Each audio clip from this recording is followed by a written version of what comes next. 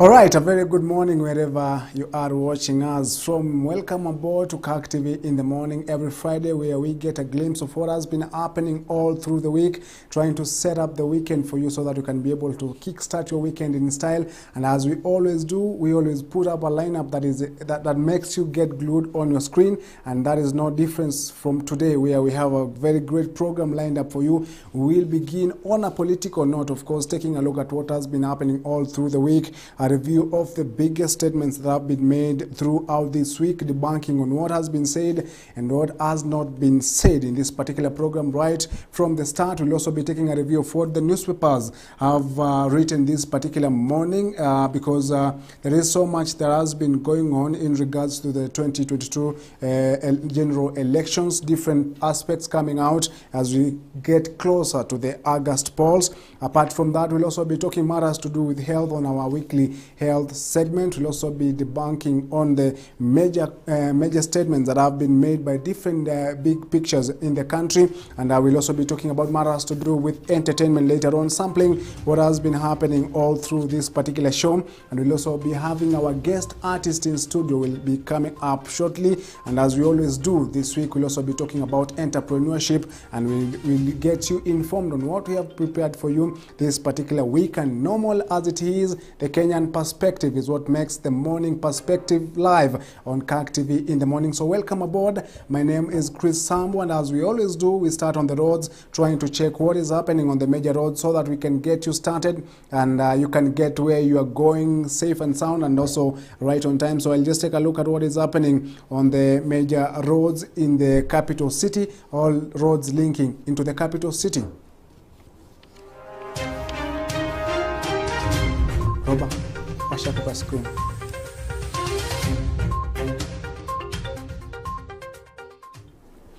All right, and as we kickstart what is happening on the major roads, so much is happening on different roads, starting from the major road that is Mombasa Road. Mombasa Road doesn't look so much good because this particular morning, when you get past Bellevue heading to town, there is a little bit of traffic. When you pass through the Nyayo Stadium, there is a little bit of snarl up there heading into Haile Selassie Avenue, connecting into the Central Business District. That is in regards to the Mombasa Road. That is one of the major roads that links the different regions into the capital city. We also take a look at yet another road that is a major road in the capital city. That is the Ngong Road. Ngong Road totally doesn't look so much good, and if you can avoid Ngong Road, then it will be of importance, because as I can see from where I sit is that Ngong Road has so much snarl up in different intervals. Therefore, if you're using that particular road, expect so much traffic going forward into the Central Business District. And talking about the Central Business District, as I take a look at what is happening in the Central Business District, as usual on Fridays, the Central Business District is packed up right from the Haile Selassie Avenue, entering the capital center through Moi Avenue, all through the Luthuli Avenue, Accra Road and Kirinyaga Road. So much traffic is congested in that particular area. Therefore, if you can be able to leave your vehicle at that particular point, then you ought to do so, because the traffic at that particular point in the Central Business District is not very good for a person who wants to rush and get to work safely. So if you can be able to avoid that route, you can also avoid I'll just skip and get to a glimpse of what is happening on Thika Road. Thika Road, as usual, Muthaiga doesn't look so much good, but right from the starting from Garden City all through drive-in, through Survey, all the way to Muthaiga, looks so clean. But when you get towards Muthaiga, everything just changes on the interval linking Kiambu Road and Thika Road, right at the Muthaiga area and Muthaiga police station right about there, and moving on up until Pangani, all the way through to Juja Road, getting into the Central Business District through Muranga Road. Doesn't look so much good. Therefore, if you can avoid that particular road, then it will be of your great importance. That is what is happening on the major roads. I'll just take a look at yet another road that is usually very, very resourceful in terms of linking into the Central Business District. That is the Parklands Road. Parklands Road doesn't look so much good as well, meaning that this particular morning, so much is happening on the road. So if you can be able to avoid the major highway, the major routes that link into the Central Business District, then it will be of your great importance. And looking at Parklands Road, right at the junction of Limuru Road, Wambugu Road, and the first Parklands Avenue, all the way descending down through the Westlands Road, all the way Kipande Road into the Central Business District, doesn't look so much good. And that is what is happening on the major roads this morning, as we always do, informing you and getting you on the know of the roads that you should avoid and the routes that you should take, indeed, if you want to get to your workplace right on time. And that is what is happening on the roads. We'll also be trying to check what is happening in the roads later in the program and keep you posted where you can use and where you cannot use. So you have to stay packed right here on Kirk TV in the morning, because this is your home and this is where you get informed of all the events as they happen. But right about now, I want us to take a look at what is happening on the newspapers in just a few seconds.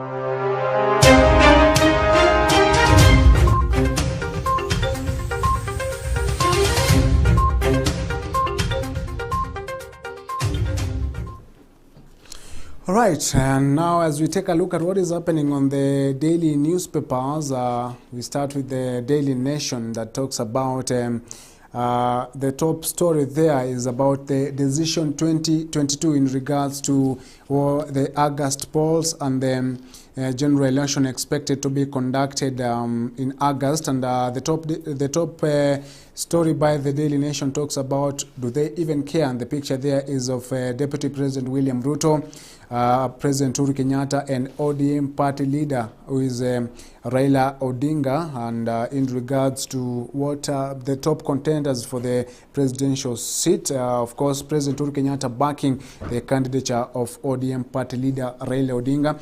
There is also another story, another bitter story there by the Daily Nation that talks about children of a lesser God. There is a picture there of a girl wearing the Kenyan flag wanders in the bushes of Ilioret in Marsabit County, talking about the nation is staring at a humanitarian crisis of monumental proportions in the lowlands of Baringo, where bandits roam every night. The combined effects of drought and insecurity have robbed thousands of their livelihoods, while millions across the country can barely afford to put a meal on the table every day. That is a story by the Daily Nation that you need to follow up on pages 4, 5, and 6, and 8, talking about the crisis and the humanitarian crisis staring at the residents of Marsabit County and also counties in the northern Rift Valley. On the bottom of the Daily Nation talks about IEBC doesn't know the polling centers without 3G network. It's all about the preparedness for the upcoming August polls. And as you go on the page, on page 2 of the Daily Nation, talks about events of yesterday where President Uhuru Kenyatta directed that the St. John ambulance should be able to train the border riders, and of course reforming the sector that has recent days witnessed what has seen the country take a new shape. And that is what is written on the Daily Nation.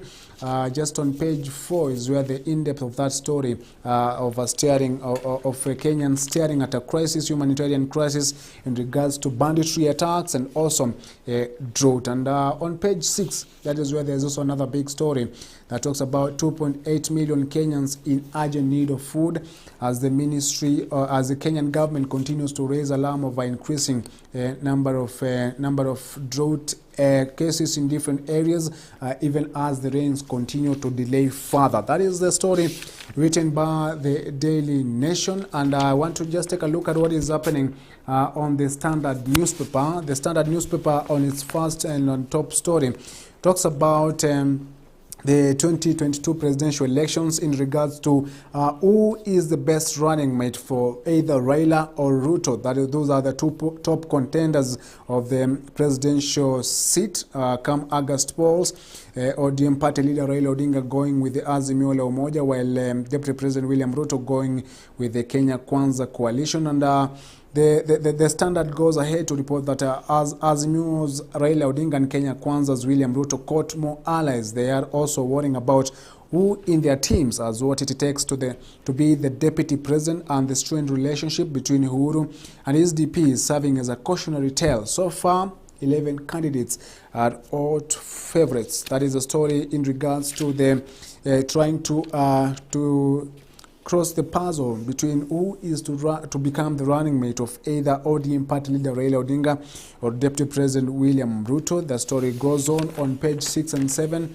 But as you take a look at yet another story by the Standard newspaper on page 4, it is quite a worrying story there, which talks about Kenyans borrowing about 1.6 billion shillings every day on Fuliza amid economic woes, and that is what raises eyebrows on the country's economic situation as of now, in regards to Kenyans borrowing up to until 1.6 billion shillings amid an economic war that has seen the country post COVID-19. And that is the story by the Standard newspaper on page 4, and on page 6 is the in-depth of that story, where what makes a running mate had choices for Raila and Odinga. Some of the names being fronted there of Stephen Kalonzo Musyoka, Musalia Mudavadi, Martha Karua, Rigathi Gachagua, Peter Kenneth, Peter Munya, Anne Waiguru, Kithure Kindiki, Lee Kinyanjui, Nderito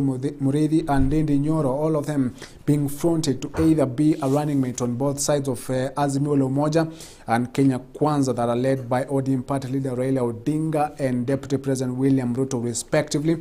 Page 7 of the Standard newspaper talks about aspirant drops governor bid to be Nzioka running mate, in terms of talking about Chama cha Uzalendo party leader who is vying for the Machakos governor seat is the former State House Chief of Staff Nzioka Waita, who picked his running mate yesterday. That is Florence Mwangangi, who is the Machakos County Assembly Speaker.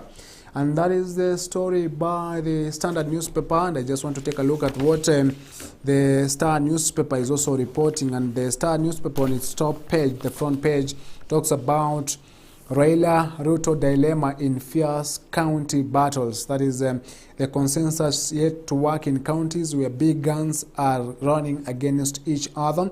That is a story in regards to the 2022 presidential elections, where the two top contenders, Raila and Ruto, are expected to get a loggerheads even as the political temperatures continue to rise every day as we head towards the August polls. And on the Star newspaper is yet another story there, the in-depth of, on page 4, the in-depth of that story of Raila Ruto to face dilemma of big counties. Of course, the scramble for the votes basket is still going on. And Uhuru and Raila plotted to reduce funding to cost. That is a statement by Deputy President William Ruto, which he made while in his tour at the Tana River County. And what is expected is a fierce battle in regards to who will revive the Kenyan economy after the August polls, and the race is on. The two horses already shaping up their race. That is the ODM party leader Raila Odinga and Deputy President William Ruto. And there is also another story there by the Star newspaper on page 8 that talks about the Kenyan people regarding the taxing times for overtaxed retailers, everything doubling up. And that is what we'll also be taking a look in the Kenyan perspective this particular morning in regards to the rising and the ballooning economy in the country, and also the struggle that is happening for the Kenyan people. And that is what the daily papers are reporting this morning, the Standard, the Star, and the Daily Nation. I'll just take a glimpse of what the People Daily is talking about. And on the top page of the People Daily talks about Raila Western tour, big test for Azimio, and goes ahead to say the opposition leader, that is ODM leader Raila Odinga, is expected to confront sibling rivalry between ODM and new party the APK, which threatens to divide one of its traditional strongholds. It talks about trying to consolidate the support of both parties in order to come up with a victor in that particular region. And on the page 2 of the People Daily goes ahead and to talk about a story there which happened this week, where uproar after goons attack scribes at Azimio meeting. A round of condemnation after journalists attacked to national newspaper are assaulted at the ODM offices is a story that has raised eyebrows in regards to the safety of journalism amid this political season. And I just want to take a look at on page 10 of the People Daily, or rather page 8 and 9 of the People Daily, that talks about is Gideon Moi Uhuru's new Mr. Fix-It in 2022 Azimio power deal. What position does Gideon Moi play in the 2022 presidential election? That is a statement that is by the People Daily, and a story there written. Should Gideon Moi play his cards well, Baringo Senator likely to land bigger things if Azimio la Umoja forms the next government? And that is what is happening on the newspapers, and what the newspapers are reporting this particular morning. I just want to take a look at yet another story I've seen on the People Daily that talks about a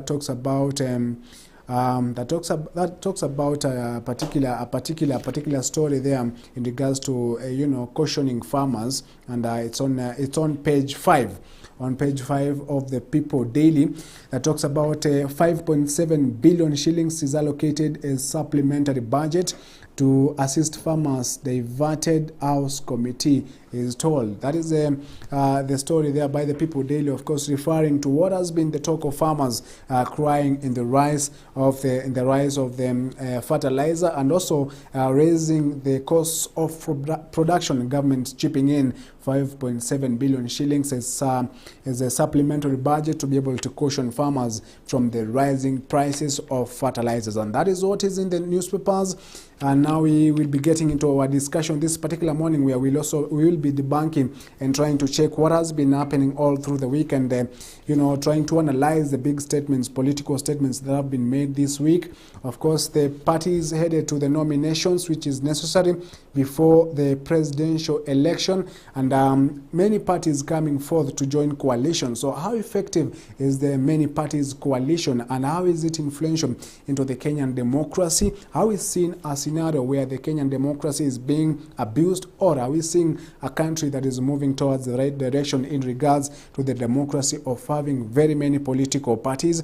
We'll also be trying to take a look at what we expect after nomination, and in between the nomination, of course, the election laws being amended to be able to put in tough measures on those that will be submitting their election. And I have my panel right here with me this particular morning. I'll be having a discussion with Biko Ashoya, who is on the far right of this particular panel, is an advocate of the High Court of Kenya, and just next to him is Douglas Oleso Odhiambo. Welcome to the program, gentlemen, and we'll also be joined by Kenta Telile, who is the party member party of the UDA party, and also a political strategist, will be joining us in a few. But as we begin this particular program, welcome, gentlemen, to this particular program this morning. Thank you. I'm glad to have you this morning as we also seek to debunk on some of the major political statements that have been made.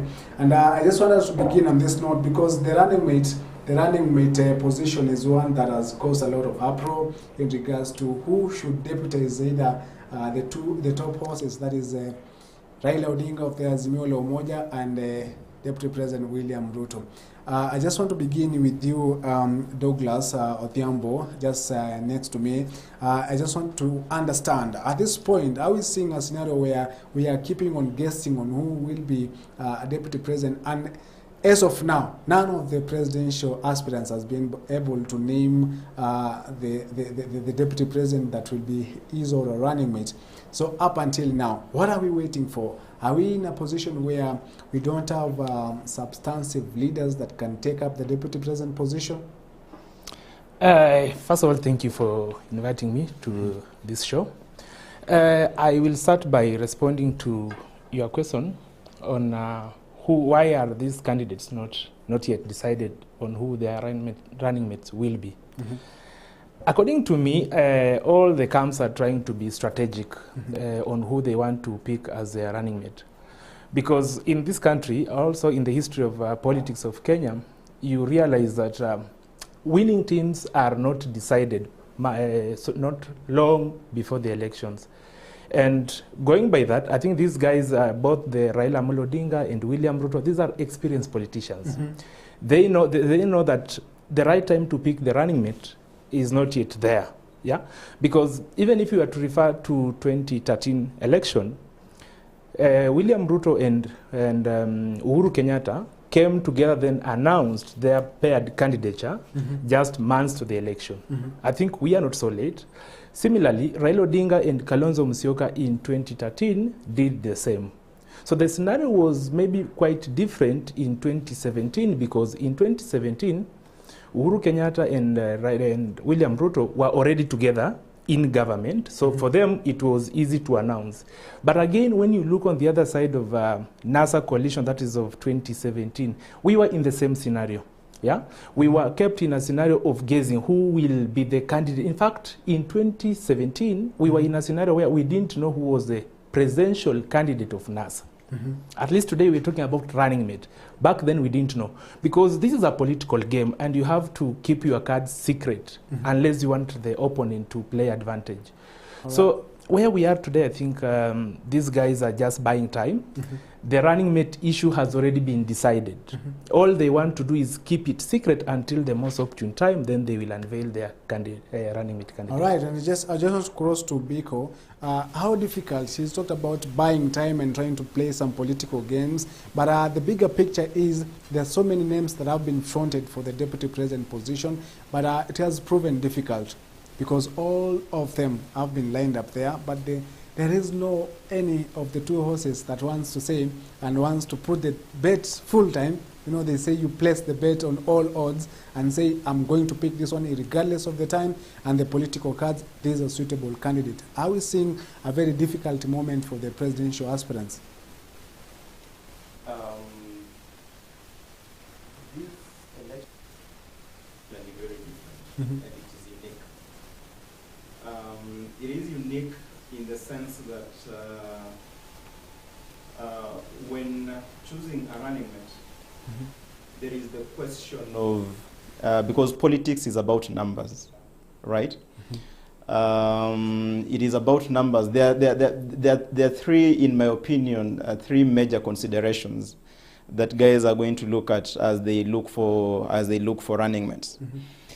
They'll be looking for the numbers, most importantly. Two, they would want to look at ethnic diversity, right? So that there is that ethnic balance. Three, and this one is equally more important, and it may play a very big role this time round, is the issue of gender. Because for a very long time, there's been the push to have, if the president is male, then we have a female, deputy president. So if you look at the census of 2019, it would give you that it would tell you that the biggest ethnic group that we have in the country is the Kikuyu. The uniqueness of these elections this time round is that the Kikuyu is not on the ballot as a president. And they hold almost 8 million votes out of the possible 48 million, or right now I think we should be doing around 50 million Kenyans. And so the issue of the running mate, it will be dependent, because if you look at, we have the Kikuyu as the largest ethnic organization, and then we have Luhya coming second. Out of the first two ethnic groups that we have in this country, none of them is going for presidency. But then we have now the third, that is the Luo, and the Kalenjin, that is the third and the fourth, that are now going for presidency.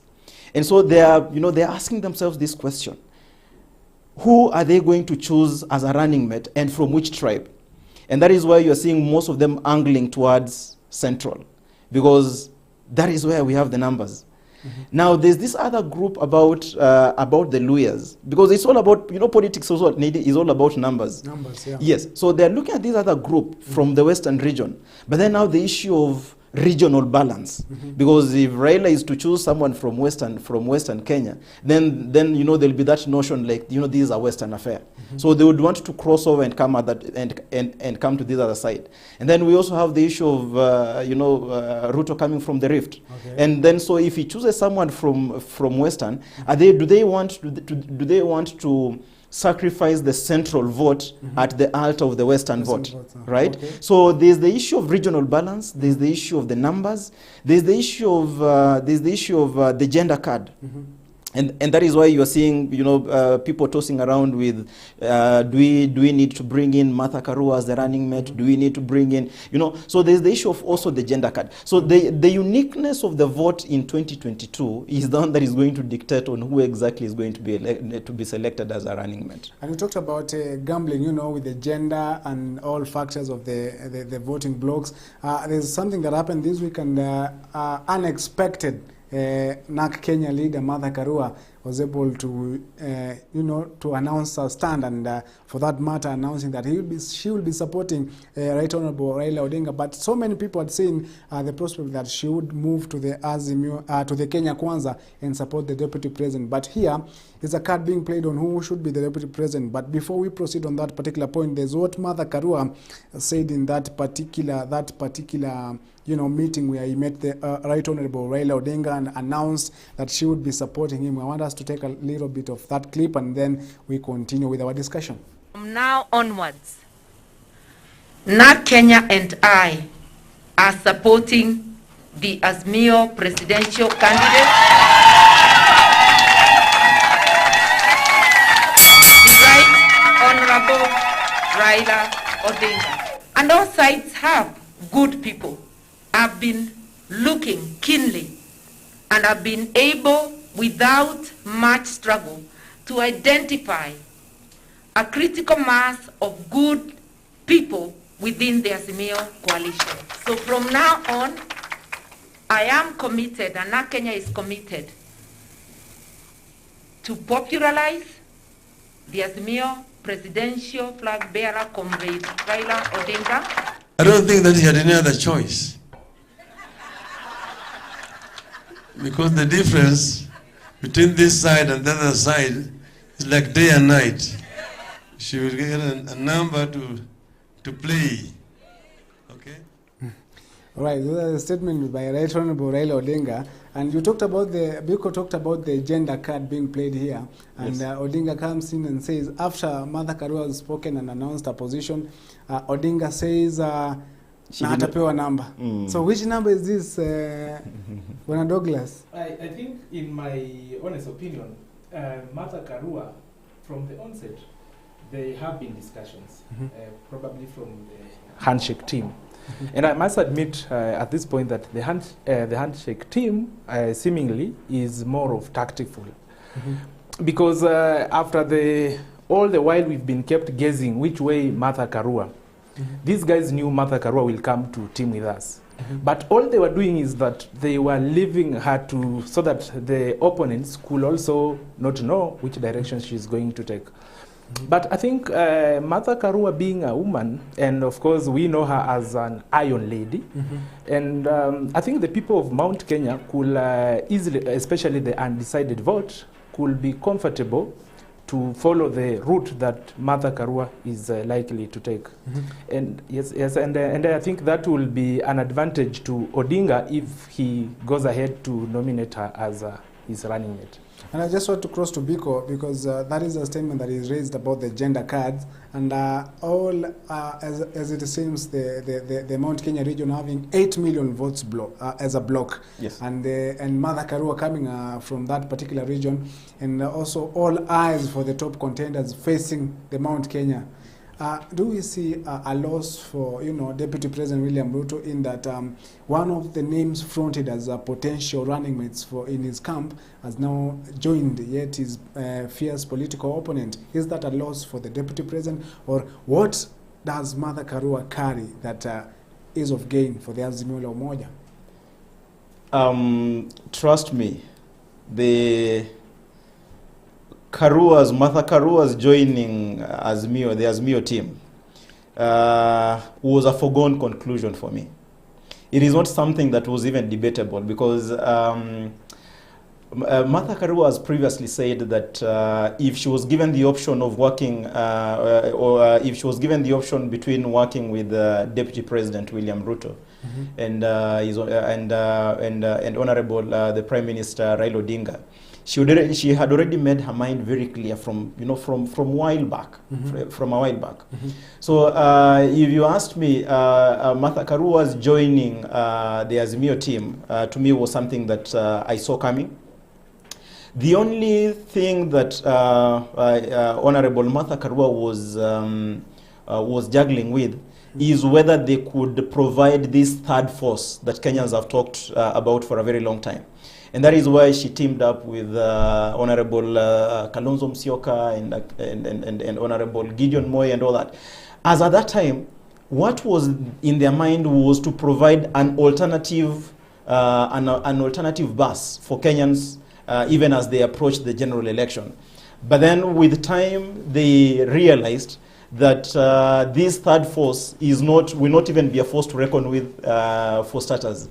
And that is why they said, okay, let us collapse this third force, or rather this third horse that we were grooming, and join these two forces, because in all likelihood, it will be a two-horse race. And the issue of the two-horse race is an issue that we've had as a country for a very long time. So, and it's not only Kenyan, because if you look at even other established democracies, like even the US, the United States of America, it's always a two-horse race. And if you look at all the elections across the board in all jurisdictions, it is always a two-horse race. It is very difficult that you are going to have two major political parties going for presidency, and then we have a third political party or a coalition that gives a run for the money for these other two parties or coalitions. Okay. So I think they shelved their ambitions, because they knew for a fact that these other political party that they were grooming up, or these other coalition that they were grooming, wasn't really going to make an impact. So they only left with one option: either join Azimio or join these other coalition. I'm talking about joining Azimio or either Kenya Kwanza. Yes. We saw the initial partners of the One Kenya Alliance, that is Musalia Mudavadi and Moses Wetangula.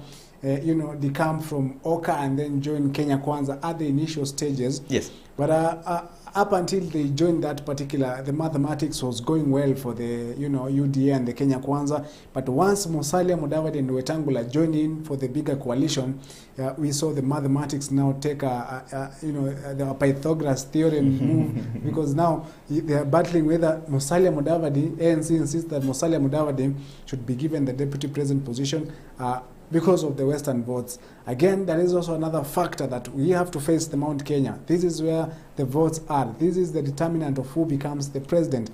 But up until now, the puzzle is still unresolved, and causing jitters in the Kenya Kwanza coalition. And as you also saw this week again, narrowing it down to the gubernatorial race in Kakamega. We saw that Malala, who is of ANC, and Halwale of UDA. They're also showing a bigger picture of what is happening on the national stage. But I want us to take a look at that clip of Malala and Halwale in regards to the gubernatorial race of Kakamega, and then it will paint for us a picture of a bigger puzzle that needs to be solved in regards to coming up with a running mate. So we need to take that clip of Malala and Halwale agreeing, or rather disagreeing, in quotes, on who should run for the gubernatorial seat of Kakamega County. I want to announce that for Kakamega, the Honorable Boni Halwale has graciously accepted to run for senator of Kakamega County, and has graciously ceded ground for the Honorable Malala to run for the position of governor of Kakamega County. Somebody wants to use us as pawns so that we waste time fighting each other. That then moves away from the dream of the deputy president of us avoiding positions, but pushing the people's agenda.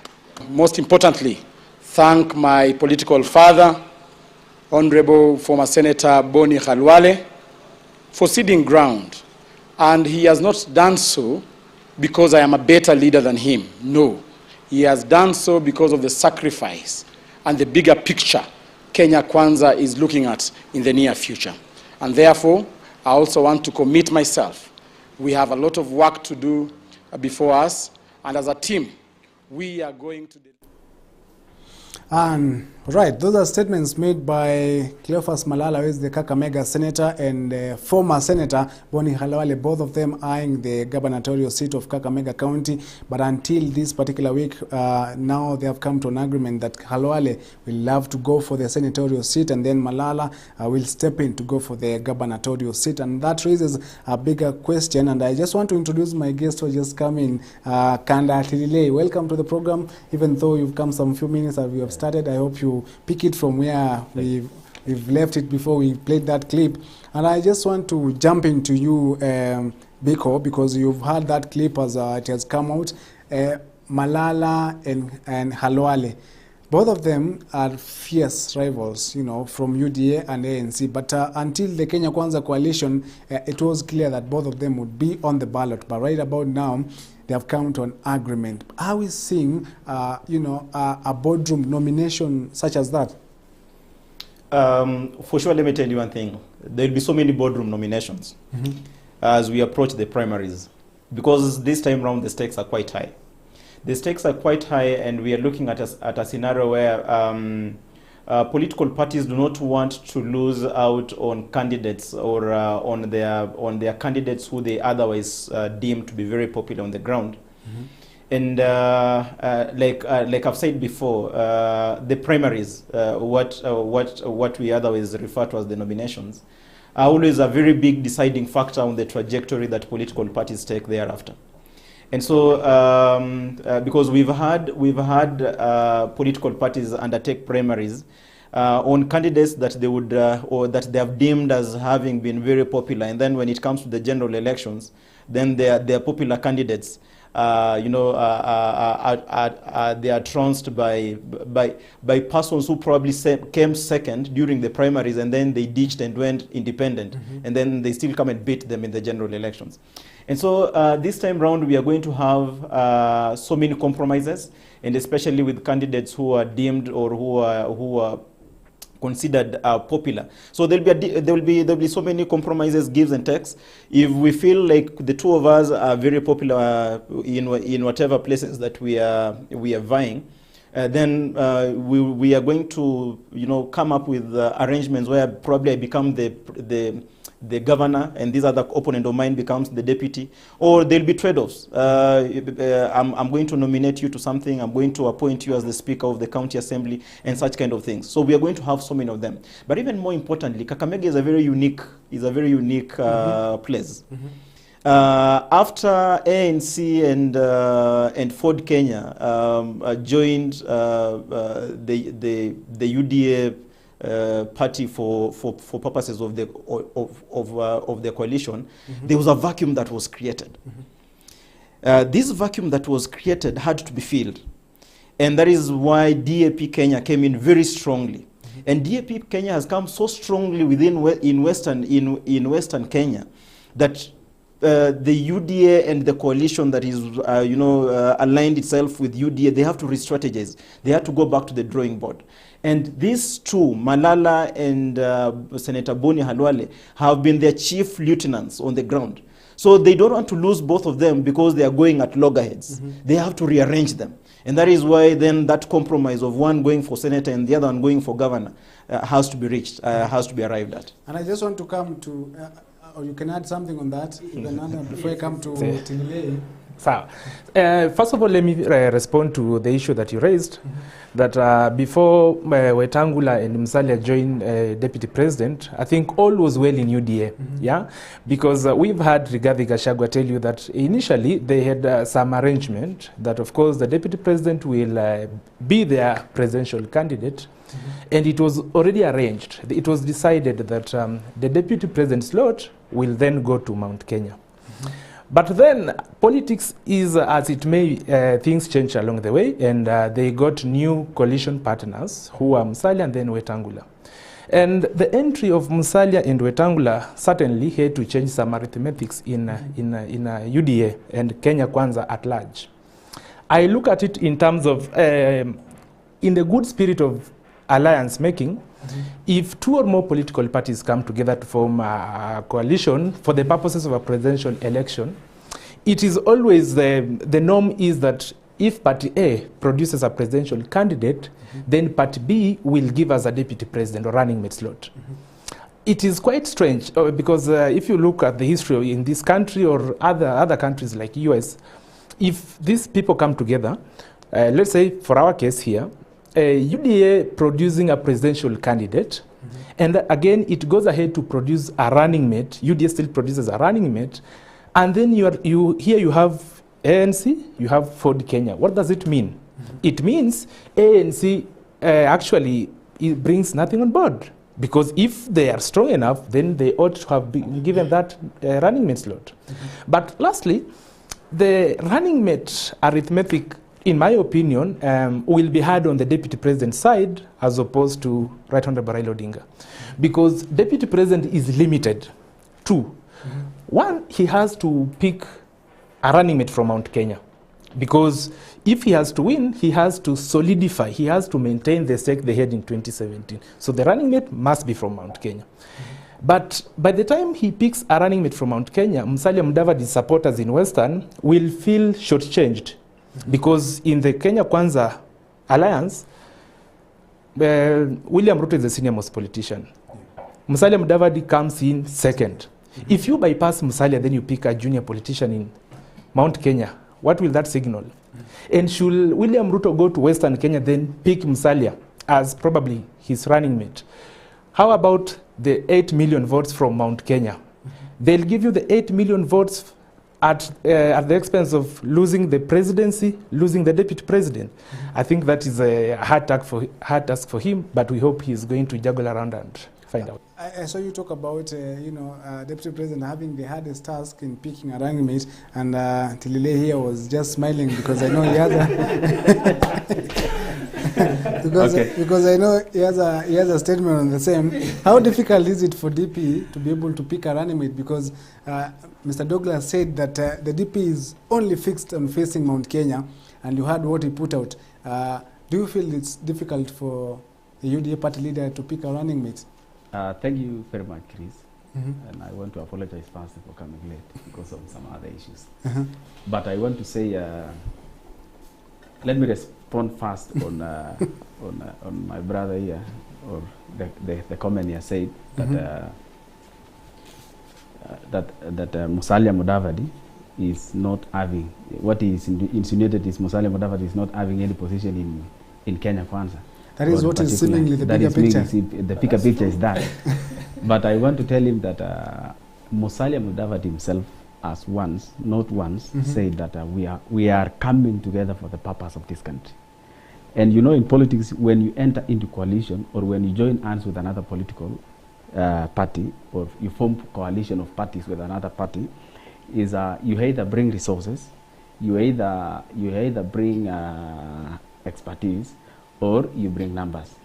And if you see, Musalia is featuring in two of these. And we don't want to ignore Musalia Mudavadi. Musalia Mudavadi is a very important person when it comes to Kenya Kwanza coalition.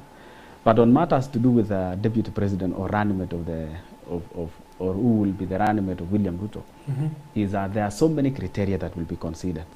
There are so many factors that will be tabled, and parties involved will agree that it will be arrived at consensus. It will not be about who has ever held a position, or who is more stronger, or who is more a senior politician in this formation. Remember, William Ruto is agitating or is advocating for isolation. You see, is isolation. What we want to bring is we want to embrace everybody on board. Anybody can fit to be anywhere in this formation. The language, if I may say sorry, that you have used is a language of those people who want to make us be of this side and the other of this side. That if your family, your father or anybody else related to you has never held a position in this country, then you don't deserve to be the deputy president or even the member of parliament or anybody else. On the issue of Malala and Boni Khalwale, I think the effect is timely, and whatever they have agreed on is always normal in any formation, and particularly for consolidating ground votes and for having votes for their president. Remember, Boni Khalwale and Malala, those are great mobilizers. They are great mobilizers. The way my brother here, Wakila, said on that the Kakamega politics are always you cannot anticipate or you cannot predict. It always changes. But when you see the way they have organized themselves now, from now towards general election, I don't see DAP having a chance in Western, particularly Kakamega, and extending to its counties in the near soon. Things will be very, very, very tough. And Douglas, you can respond because I know you want to respond before we take a very short commercial break. You know, my friend here comes from Cherangani, and when you dismiss DAP, when we know that in your backyard, I think you saw how DAP was able to storm there. You see how George Natembai is changing the arithmetics in Trans Nzoia. So DAP is a force that nobody can ignore. Even it is a threat to the ODM party because if you see the wave that party is coming with, and it is proving that it is in fact it is the newest party actually, because I think it was just launched in December. But it is extending its stronghold. Even you saw in Kisii, Professor Sam Ongeri, a seasoned politician, decomes to DAP. So DAP is not a briefcase party that you can just wish away, then you say dismiss that it will not matter anything. It is going to be a very strong factor. No, just before you respond. And when you say that in Kenya Kwanza we are looking at a hustler nation, remember, my good friend, in politics, numbers determines who win. Yeah, so we can talk about hustler nation. We want to talk about people, but at the end of the day, there is one reality that we need to face. Who is going to be the president? Who is going to be the deputy president? And the deputy president for us, even us maybe who are not part of the hustler nation, in the event that you people in the hustler Kenya Kwanza form the government, it is our business to know who is going to be our deputy president. So for us, we sit and try to see that. We just hope that when you pick a running mate, in the unlikely scenario that you win this election, because chances of you winning are going slim each day, that at least we will have somebody who has experience, somebody who knows how to govern the country. But you can hold on that, we'll take a very short commercial break. People have taken hard stands. I'm responding. Just hold on that, though. We'll take a very short commercial break, a very commercial break, then we'll come back just in 30 seconds. We'll be right back in a few minutes.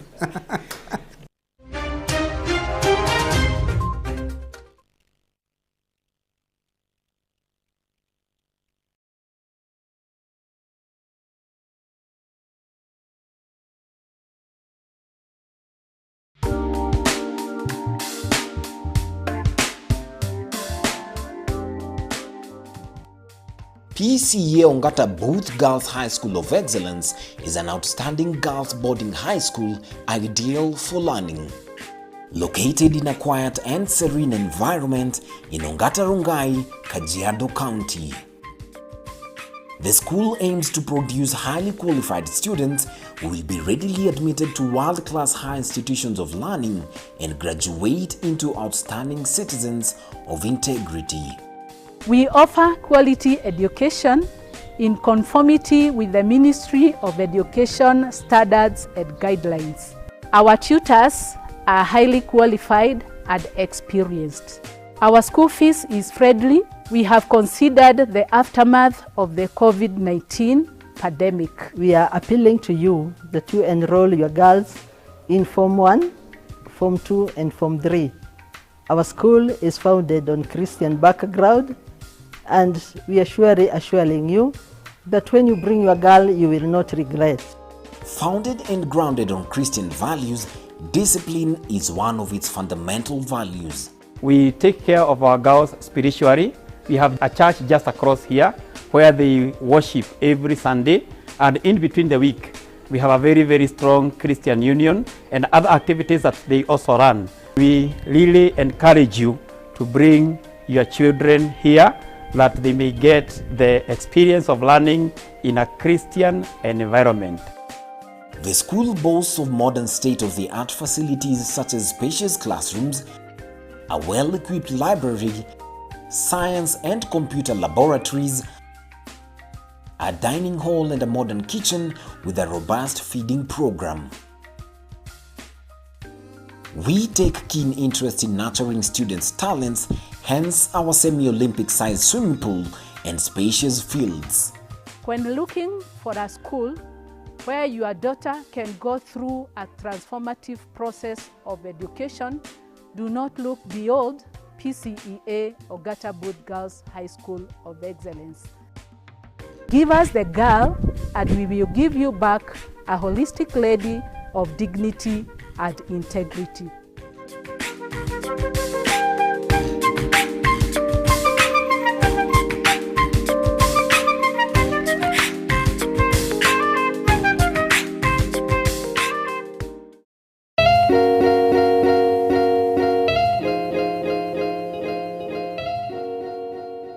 A strong community generates a participatory energy that makes residents feel integrated and empowered. A social work and community development student can play a key role in establishing this within the community they work in. Join our March continuous intake and get the best knowledge from KIPCO in achieving this. Online and physical classes available. Call or WhatsApp 0728 087 101 for more information. Kenya Institute of Business and Counseling, KIPCO. We train, we care.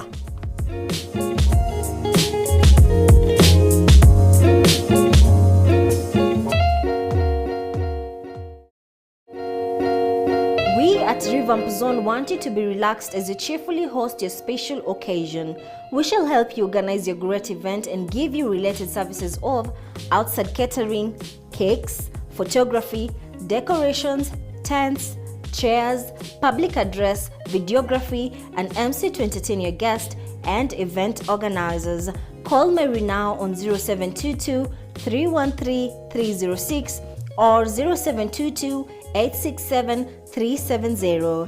That is 0722 313 306 or 0722 867 370 and start planning your event.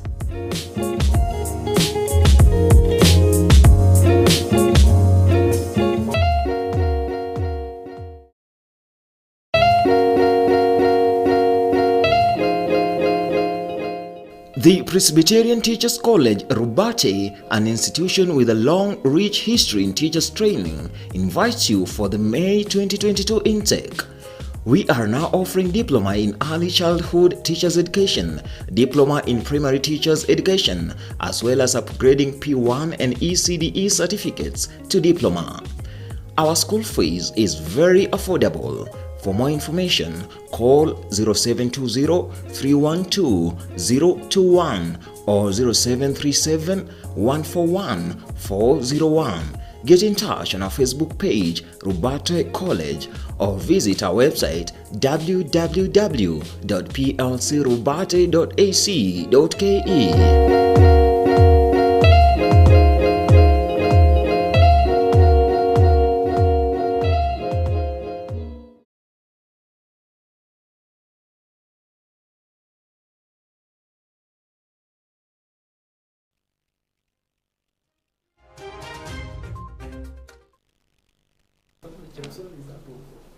All right, and welcome back to Kirk in the Morning. Remember, we are streaming live on Facebook at Kirk TV Kenya. We are also streaming live on our YouTube page at Kirk TV Kenya. And you can also weigh in on our discussion this particular morning through our SMS number 0111 220044, and we get to interact and get your view as well on what we are discussing here, matters to do with the 2022 politics, the political cards being played each and every day, and all the lines drawn towards towards the August polls in regards to the presidential elections, and in particular in regards to choosing a running mate. That is what we are having discussion this morning. And before I get back to my panel right here in studio, we'll also want to weigh in on what happened this particular week, where one of the famous businessman, that is Jimmy Wanjigi, decamped from ODM in a few weeks ago, calling it out that he was chased away from ODM. But we've seen him gamble from different points, and he's insisted that he's going to run for the presidency and going on to be, nominated by the Safina Party delegates to be able to propel their flag in the presidential elections. But on that event, Deputy President William Ruto was available and made certain statements. But before that, there is something that Wanjigi said on that particular meeting where he declared his presidency on the Safina Party. I just want us to take a look at what Wanjigi had to say before we proceed. It is another 60 years of slavery and deprivation in the making. Hatari iko mbele yetu. Our concerns must be with the future generations. The world is changing. What platform are we giving them? The old order must die. It must be wiped out. We must end transactional politics. Itweka. Our country has been mortgaged to crippling debt, killing economic activity, incomes, opportunities for our young people. Our young people have lost purpose. They cannot see their future. Kweli ama si kweli? And that is what Jimmy Wanjigi had to say in regards to him being nominated as the presidential election, talking about something that he said the whole system must be phased out. At the same time, that is what also the UDA leaders had to say on that particular event, where they talked about, referring to the same statement made by Wanjigi that we need to phase out this particular, whip out everybody and then bring in a new face. That is in regards to him becoming the president. But I don't know how much of him can become a president. I'll also be seeking your views on that. But I want us to take a look again on what the UDA leaders had also had to say in regards to the state capture that they put in quotes. We have had the Odingas, we have had the Kenyattas, and we have had the Mois. When are we going to get a chance to get one of us as the president of the Republic of Kenya? When we talk in this conversation, we do not mean that we want people to be poor so that we can celebrate you. We are saying, come as you are. If you have a heart to help, you have a heart to serve, you have a heart for change. So the people of Kenya must stand up to the planned family capture and come up with the leadership that will put the interests of the people of Kenya first. So those who are fighting us believe that it is their privilege to rule over Kenya, that we are slaves, like we are rent seekers, and we must be remaining very grateful that they gave us an opportunity to serve. We want to. Of course, those are statements, significant with the Kenya Kwanza and the United Democratic Alliance. But I don't know how they managed to hijack the delegation conference that was set to endorse Jim Wanjigi and turned out to be a UDA delegation conference. And before I come to you, because I know that is where you come from, I want to jump to Biko, and you've heard those particular statements of let's whip this particular generation and bring in afresh, and also other statements weighing in of state capture by the predecessors of the presidential seat, that is President Uhuru Kenyatta, of course, from taking it from where his father, the founding father, left, and then Raila Odinga coming in his quest for presidency. Those statements by those particular leaders, do they signify a state that is captured? First of all, listening to both clips, I get very saddened. Mm-hmm. I get very saddened because of the tone and even the choice of words that the various speakers are using. They are saying that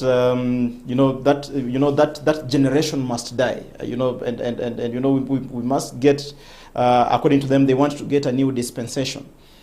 Kenyan politics is very different. It's very different. Unlike other jurisdictions where you find, like, let's say in the US, In the United States of America, when His Excellency Barack Obama came into politics, he came in as a senator, and shortly even before people realized he was ascending to presidency. It is very unique with Kenya because when you look at the Kenyan political landscape, it is a political landscape where we groom leaders for a very long time before they can ascend to presidency or before they can ascend to those positions where they now become visible. If you asked me, there is none of these presidential candidates or any of these front runners who has not been in politics for more than 20 years. So when someone is talking about us versus them, in fact, the very first question that I want to ask myself, who is this us and who is this them? Because you see, that is the tone that is being, being adopted by these by our political leaders. Who is us? Who is them? If you look at all these political leaders, if you look at someone like Raila Amolo Odinga, he's been in politics for the longest time. Musalia Mudavadi, he's been there since his days in campus. He was picked and then put in government. If you look at William Ruto has been there since YK 92. So these are people who've been in the political scene for a very long time. So we can't then at this point say that we are the new kids on the block. There is no new kid on the block insofar as this Kenyan politics is concerned. Neither of these people is new on the political in the political scene. So insofar as their sentiments is concerned, and especially, and I take great exception about their wording, us versus them, the old dispensation has to die so that we have a new one. There's no new dispensation. All these people are just the same. Wacha kudanganya Wakenya. Tile, you can respond to that. Your team has been factoring that we versus them, in that we need to face off these people and then come in as a new face. You've heard what Wakili Biko has said, that there's no any new politician in the block, or rather any new kid in the block. Do you buy to that? Thank you very much. But before I respond on that, before I say on that, let me say this, that DAP in Western Kenya is not popular. Things on ground are very different. DAP is only popular on media and creating perception that they have taken Western. Remember, William Ruto is eating on Raila Amolo Odinga's ground, Western and Coast. And in Mount Kenya and Rift Valley, he remaining strong. What I want to tell you is the formation, the idea for the formation of DAP was to create a regional political kingpins, so that at the end of it, they are told to support a particular candidate. And the proponent of the formation of this is Raila Amolo Odinga, President Uhuru Kenyatta, and other guys who want to create a dominion in Kenyan politics. But we want to tell you this, that what we are asking, what Kenya Kwanza is asking is we have a fair ground. We sell ideologies to the people, and at the end of it, people will decide who will be their leaders. On the idea of us versus them, I want to tell Wakili that the sentiments by those political leaders does not mean that we have us versus them. But the us versus them is a narrative that was endorsed by President Uhuru Kenyatta when he was in Jubilee NDC and attended the Jacaranda rally. So are you helping him propagate this? I'm not helping him, but I'm putting it open so that Kenyans can see.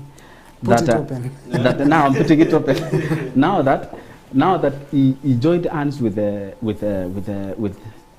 son of the former vice president, that's Raila Amolo Odinga, the son of the former second president, that is Gideon Moi, and him, the son of the first president of this country. But there's nothing wrong with that. There's absolutely nothing wrong, because they're all Kenyans. There's absolutely nothing wrong with that. I'm coming. Yes. Absolutely, there's nothing wrong. Yes. But the way they are coining this politics is they want to show that if you are not in such if you don't belong to them, then you belong to the other side. And he's confirming the narrative that you are misleading Kenyans. You see, we have several other persons. Now let's talk about Martha Karua. Who was Martha Karua's Let me finish this. Let him finish, then you come in, because I know he has raised a very important point there. You need to respond. You can finish and then you can take on that particular point. I'm saying this. that there is nothing wrong on that. Okay? Right. Because they have a right to belong to any political party or any formation of political parties. Yes. Is it true? That is very true. But now I've said he is confirming what William Ruto has been saying, that dynasties and Asola's narrative. You see? So him as the president of this country, he could have not done that. But the way he's putting this and the way he's coming out strongly, he is confirming that if you don't belong to dynasty, you belong to Asola Nation. No, that is Martha Karua, that is okay. misleading. Yes, before you proceed. Before Akili responds to that, I think it is very unfair for the Kenya Kwanza leaders to speak the way they spoke because, one, if you look at most of them, these are people, as much as they want to portray these people like these are families, they are really manipulating Kenyans, they have been made by these same families they are today castigating. Isaac Mwaura was made by the Right Honorable Raila Odinga. Yeah, Rigathi Gachagua was made by the same dynasties that he is today castigating. So I think there is a lot of hypocrisy in this Kenya Kwanza team, because what has changed actually is just their interests are no longer accommodated in Azimio la Umoja, and that's why they are speaking the way they are. When my brother here says that President Uhuru Kenyatta, and I'm glad that today you are also asking that you want a fair playing ground towards the election. I think a few years ago, your language was quite different.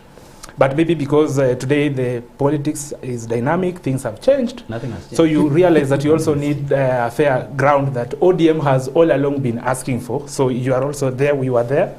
And I'm happy that you are beginning a journey that we've traveled for so long. We wish you well. We wish you well. But President Kenyatta is a Kenyan. He has a right of association. He is a president. He has decided that he wants to support Honorable Raila Amolo Odinga. I know the frustration in Kenya Kwanza is because maybe they wanted President Kenyatta to support them in 2022. That is not happening. They are very much worried. They know this thing is gone. Will repeat itself. This thing is gone. Assistant president or an outgoing president who has ever supported a candidate and win an election. Let him finish. This is gone.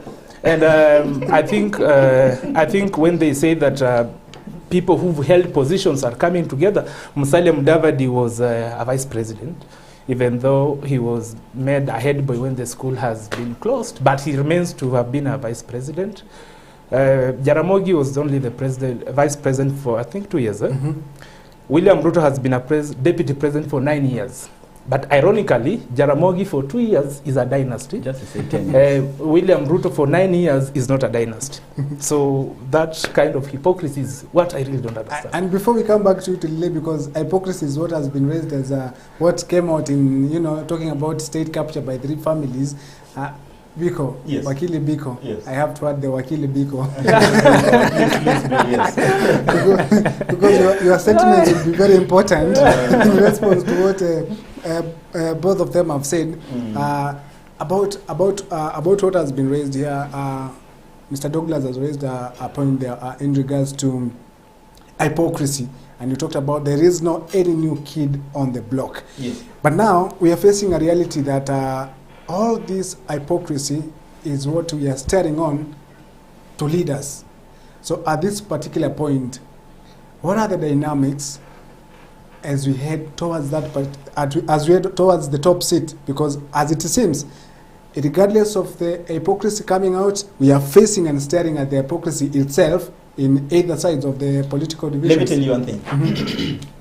Kenyan politics, for a very long time, and if you look at the political parties that we've had as a country, of course, ODM right now is the largest political party that we have in the country. We can't run the largest and oldest, right? That we have in the country right now. Oldest. Yes, oldest, and as well the largest, because it has Jubilee is now disintegrated. Correct.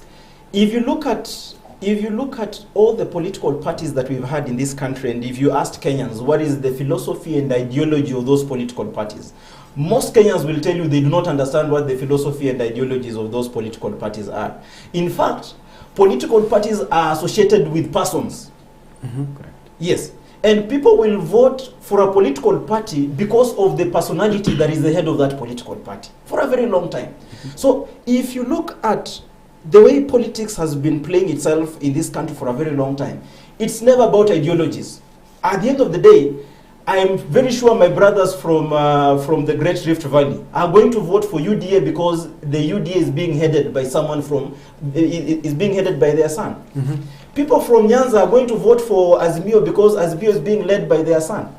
And then now we have these other, and that is why you are seeing people are looking for persons from different ethnic backgrounds because they want to tap from those persons because they come from those ethnic backgrounds, right?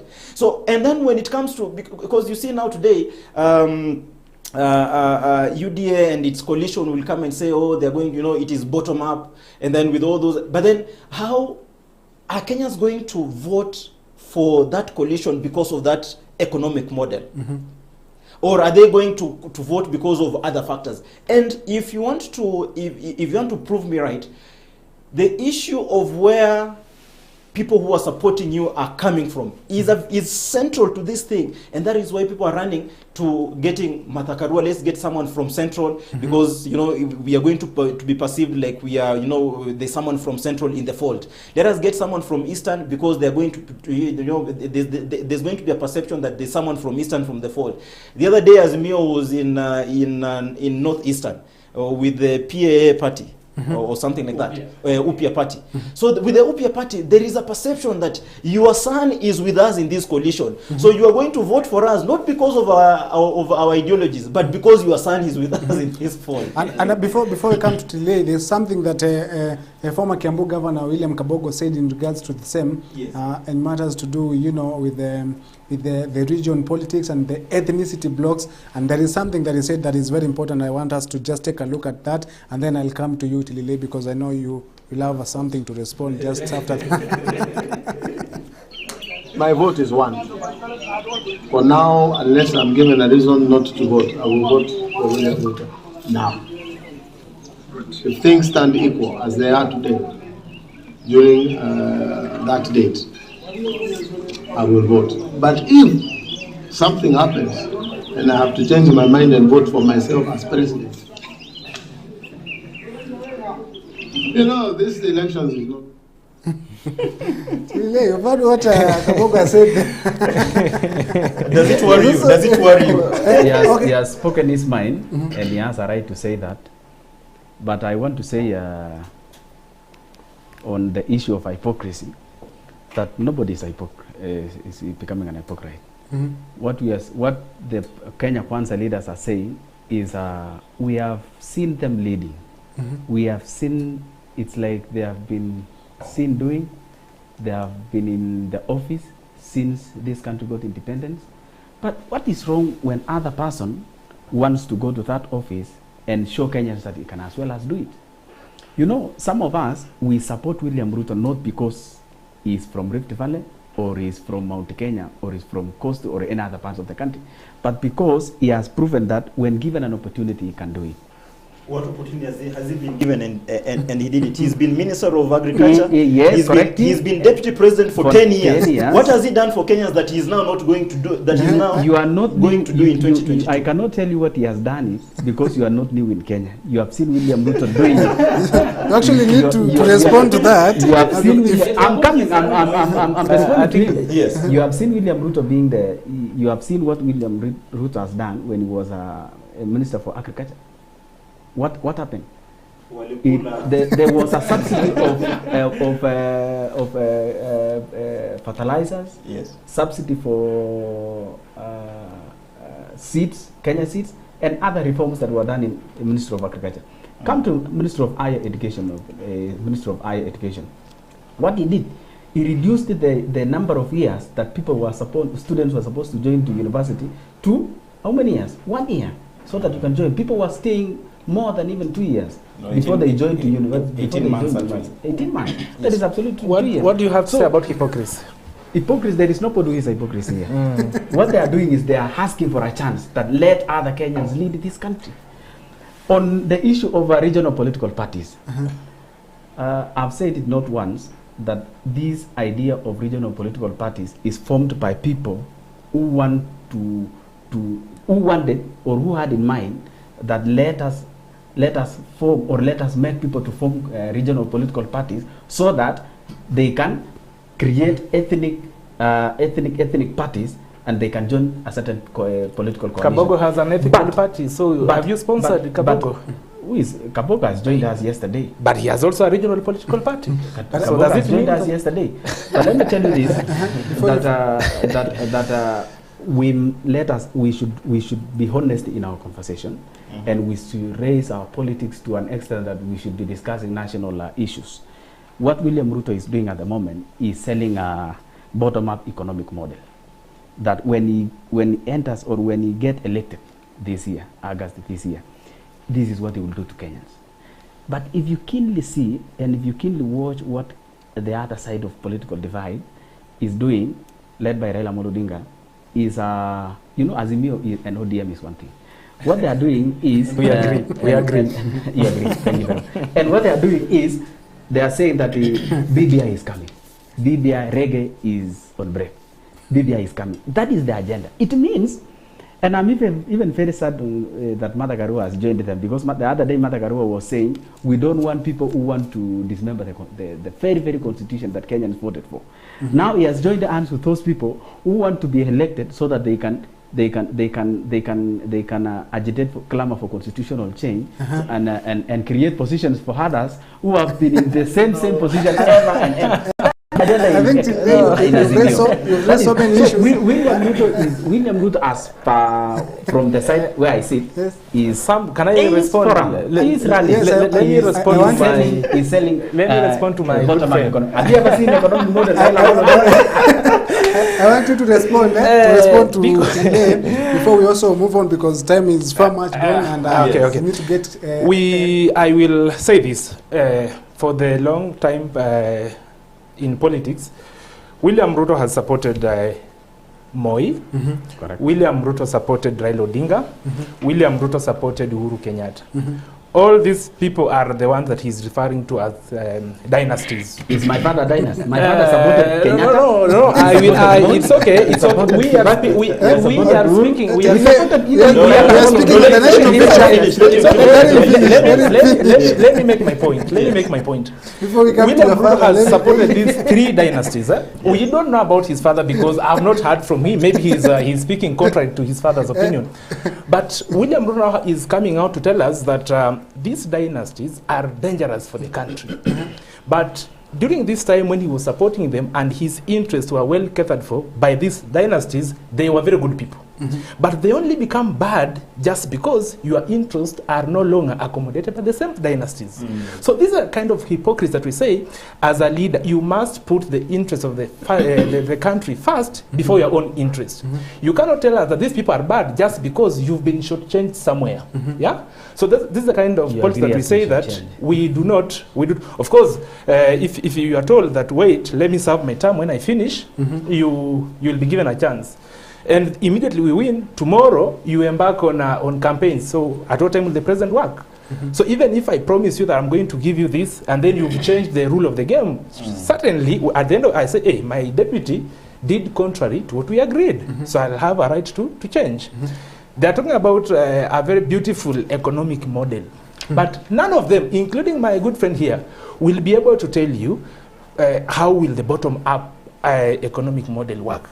All you'll hear them on roof of cars. We will give you 100 billion, 50 billion. I think I was trying to calculate today, as of today, the promises, the amount of money that they have promised that they're going to give people in terms of bottom up. It is now at 2.5 trillion ever since the deputy president started campaigning. So I don't know where he's going to get this 2.5 trillion that he's promising these hustlers that is going to give this. You would like to respond to that just in 30 seconds? Just 30 seconds. You know, Azimio is very good in castigating the agendas of Kenya Kwanza. But they have never come out and tell Kenyans, this is our agenda. We have Baba They have never. And the only agenda. We have industrialization. And the only agenda that Kenya, the only agenda that Azimio is propagating or selling to Kenyans is BBI. That is the only. What about Baba Care? No, that is not. That is not. At least from a neutral point of view. I'm coming to that. I know that Azimio has a 10-point agenda. It is only that you guys are blinding yourselves to the 10-point agenda. But they have never told Kenyans. No, maybe it is written somewhere. Maybe it is written somewhere. As it stands, I guess just want Biko to respond to that shortly. Yes. And then, because the bigger picture here is the Kenyan, and the entire politics is affecting the Kenyan, we'll take a look at what the Kenyan perspective is about, and then we'll come shortly. So Biko, you can just respond just in 30 seconds. I would want to just respond to one issue that he raised. On the issue of that, the only narrative that Azimio is pushing as of now is the issue of BBI. And the change in the constitution. Let me assure you one thing. Whether we like it or not as a country, the change of the constitution is coming. Whether it will be in the next dispensation or not. It is something that is inevitable. We've had this constitution since 2010. It has come time. It is now of age. That constitution is now of age to start looking at. And of course, what Kenyans do not understand is that this constitution has been amended several times. Not necessarily by way of a referendum. We've had constitutional amendment bills that have been in parliament, and especially in this administration. I agree. Several of them. So this constitution, we've had a way of tweaking it. It is only that the issues that were now being propagated in the BBI were a bit contentious, and that is why they had to be subjected to a referendum, and they got that publicity that it did. But then in this coming dispensation, whether it is UDA and its coalition that is going to win, or the Azimio, the change of the constitution is coming. I think till then you'll preserve that your response before you'll take it as a parting shot. But I want us to take a look at what Kenyans have been on the loggerheads in regards to the tough economic times because of the Kenyan politics. We say that there is no new kid in the block, everyone promising that they will change the country, but wait to see. But this is what Kenyans had to say in regards to the tough economic times in this particular political season.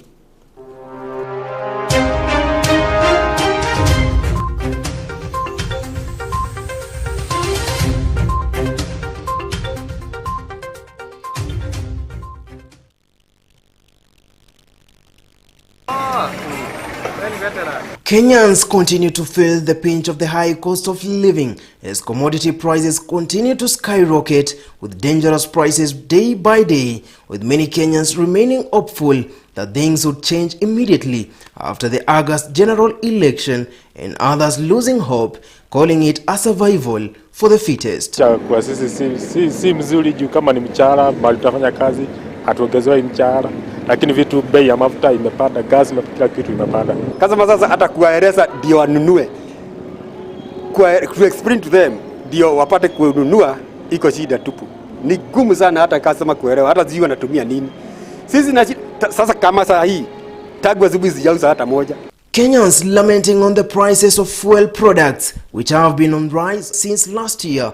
Pundits arguing that the current skyrocketing of fuel prices is as a result of the ongoing Russia versus Ukraine war, among other factors like taxation and post-COVID recovery. Fuel prices rising with 5 shillings in the month of March and April 2022. For instance, a litre of super petrol retailing at 134.72 cents, diesel at 115.60 cents, and kerosene retailing at 103 Kenya shillings and 54 cents. Tena kitu ingine inatushinda, mimi ni driver wa matatu.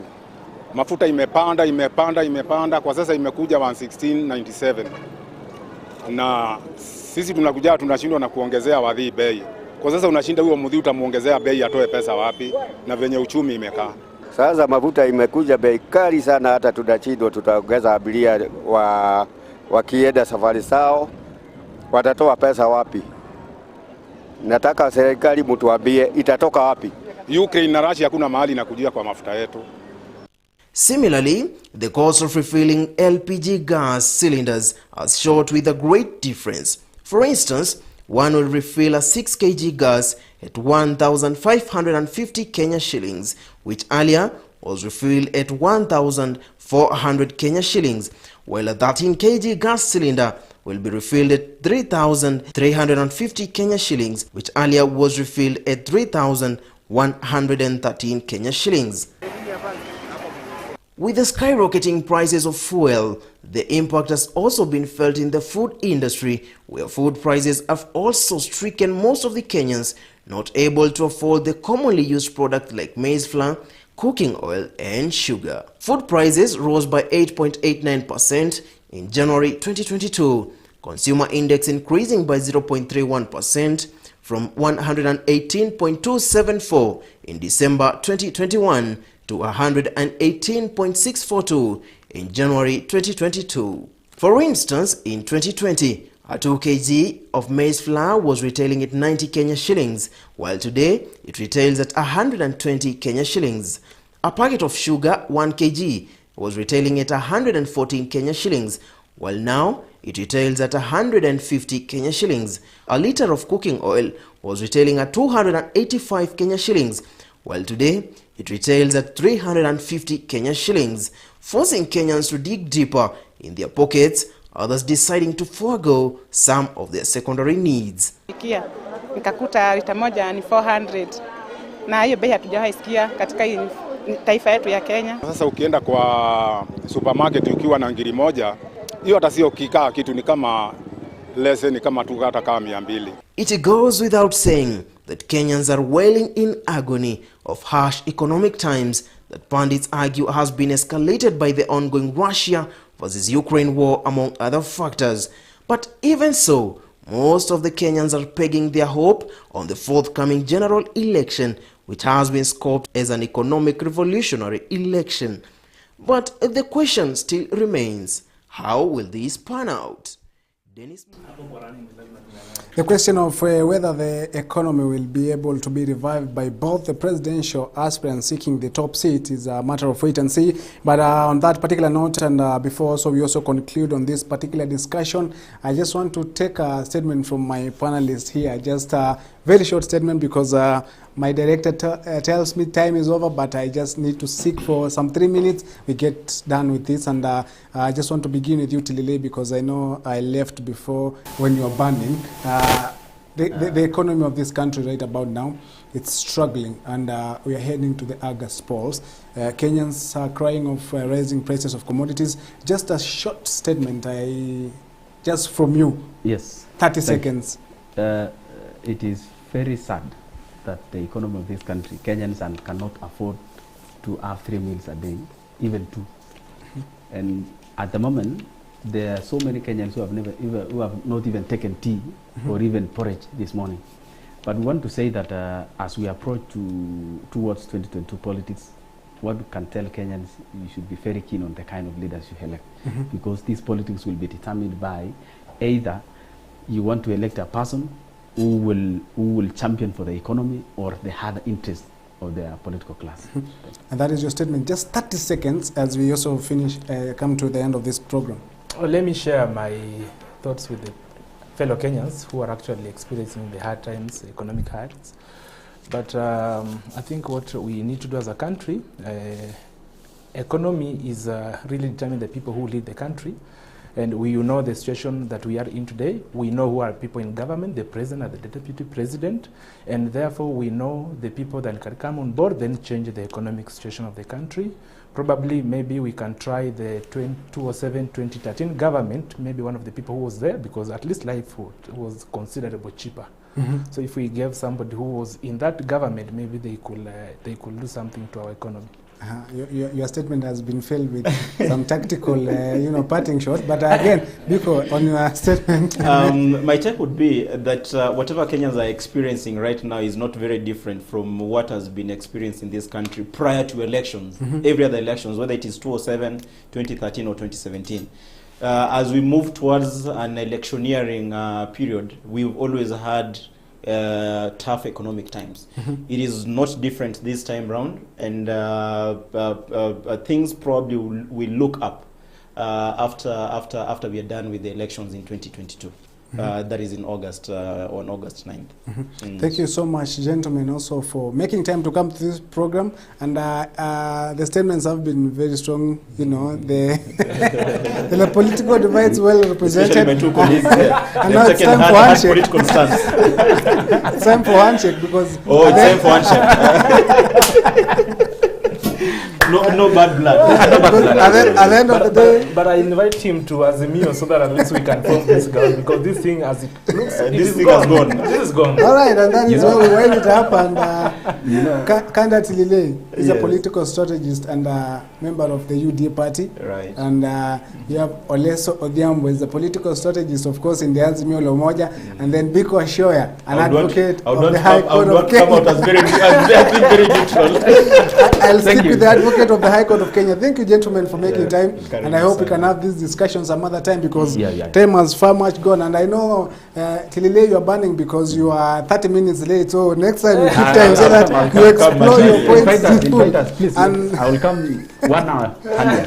That is correct, and that is where we end up this particular segment in regards to the 2022 state of politics, talking matters of what has been happening all through the week. And as far as concerned, the two-horse race between ODM party leader Raila Odinga and Deputy President William Ruto. That is where we end up this segment.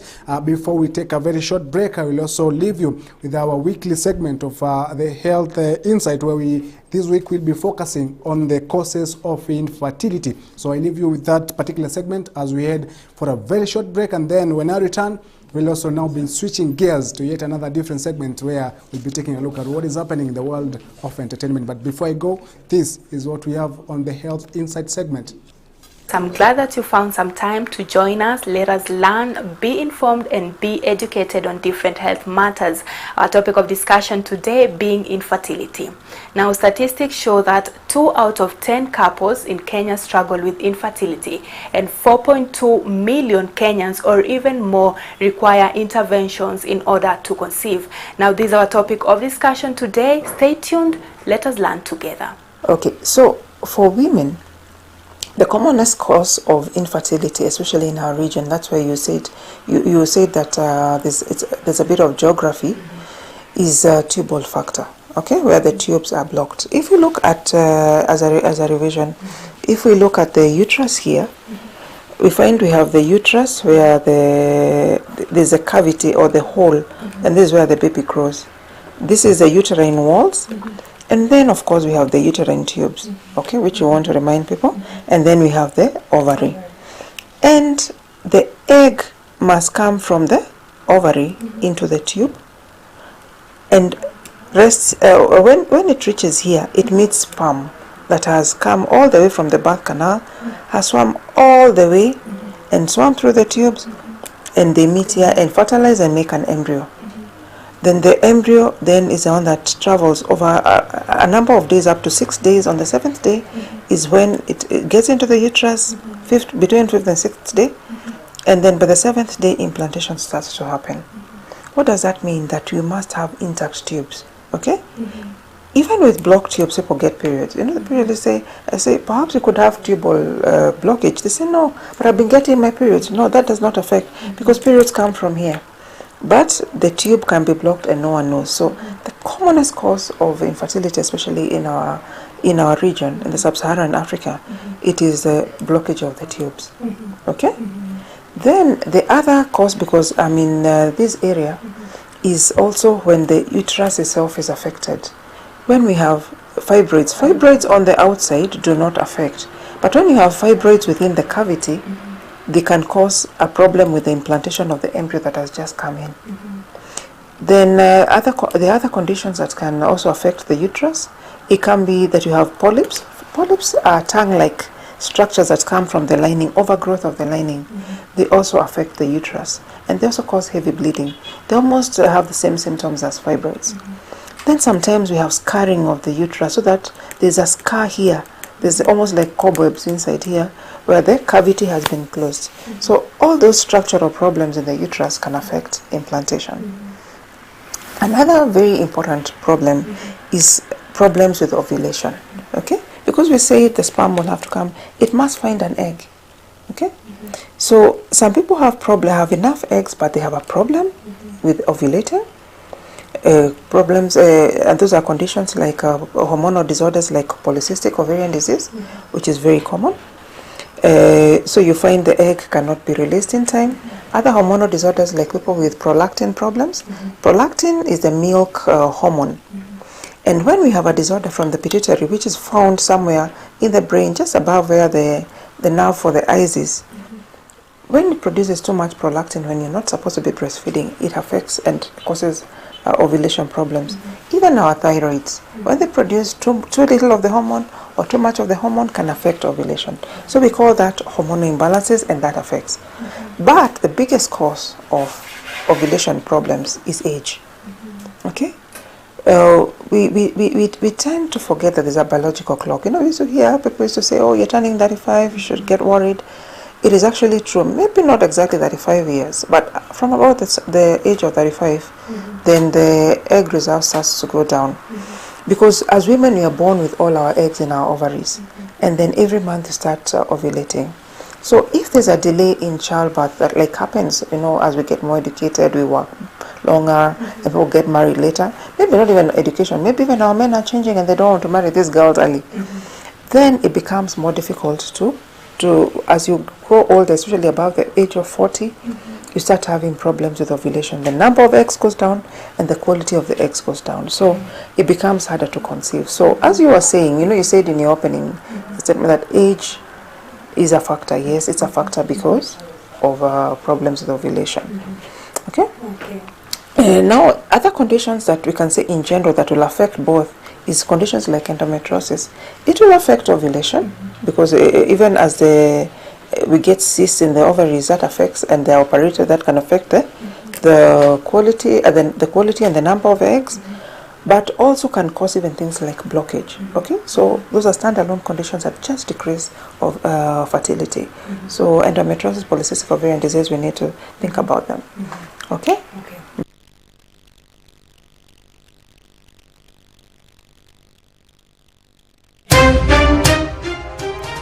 Funga milango.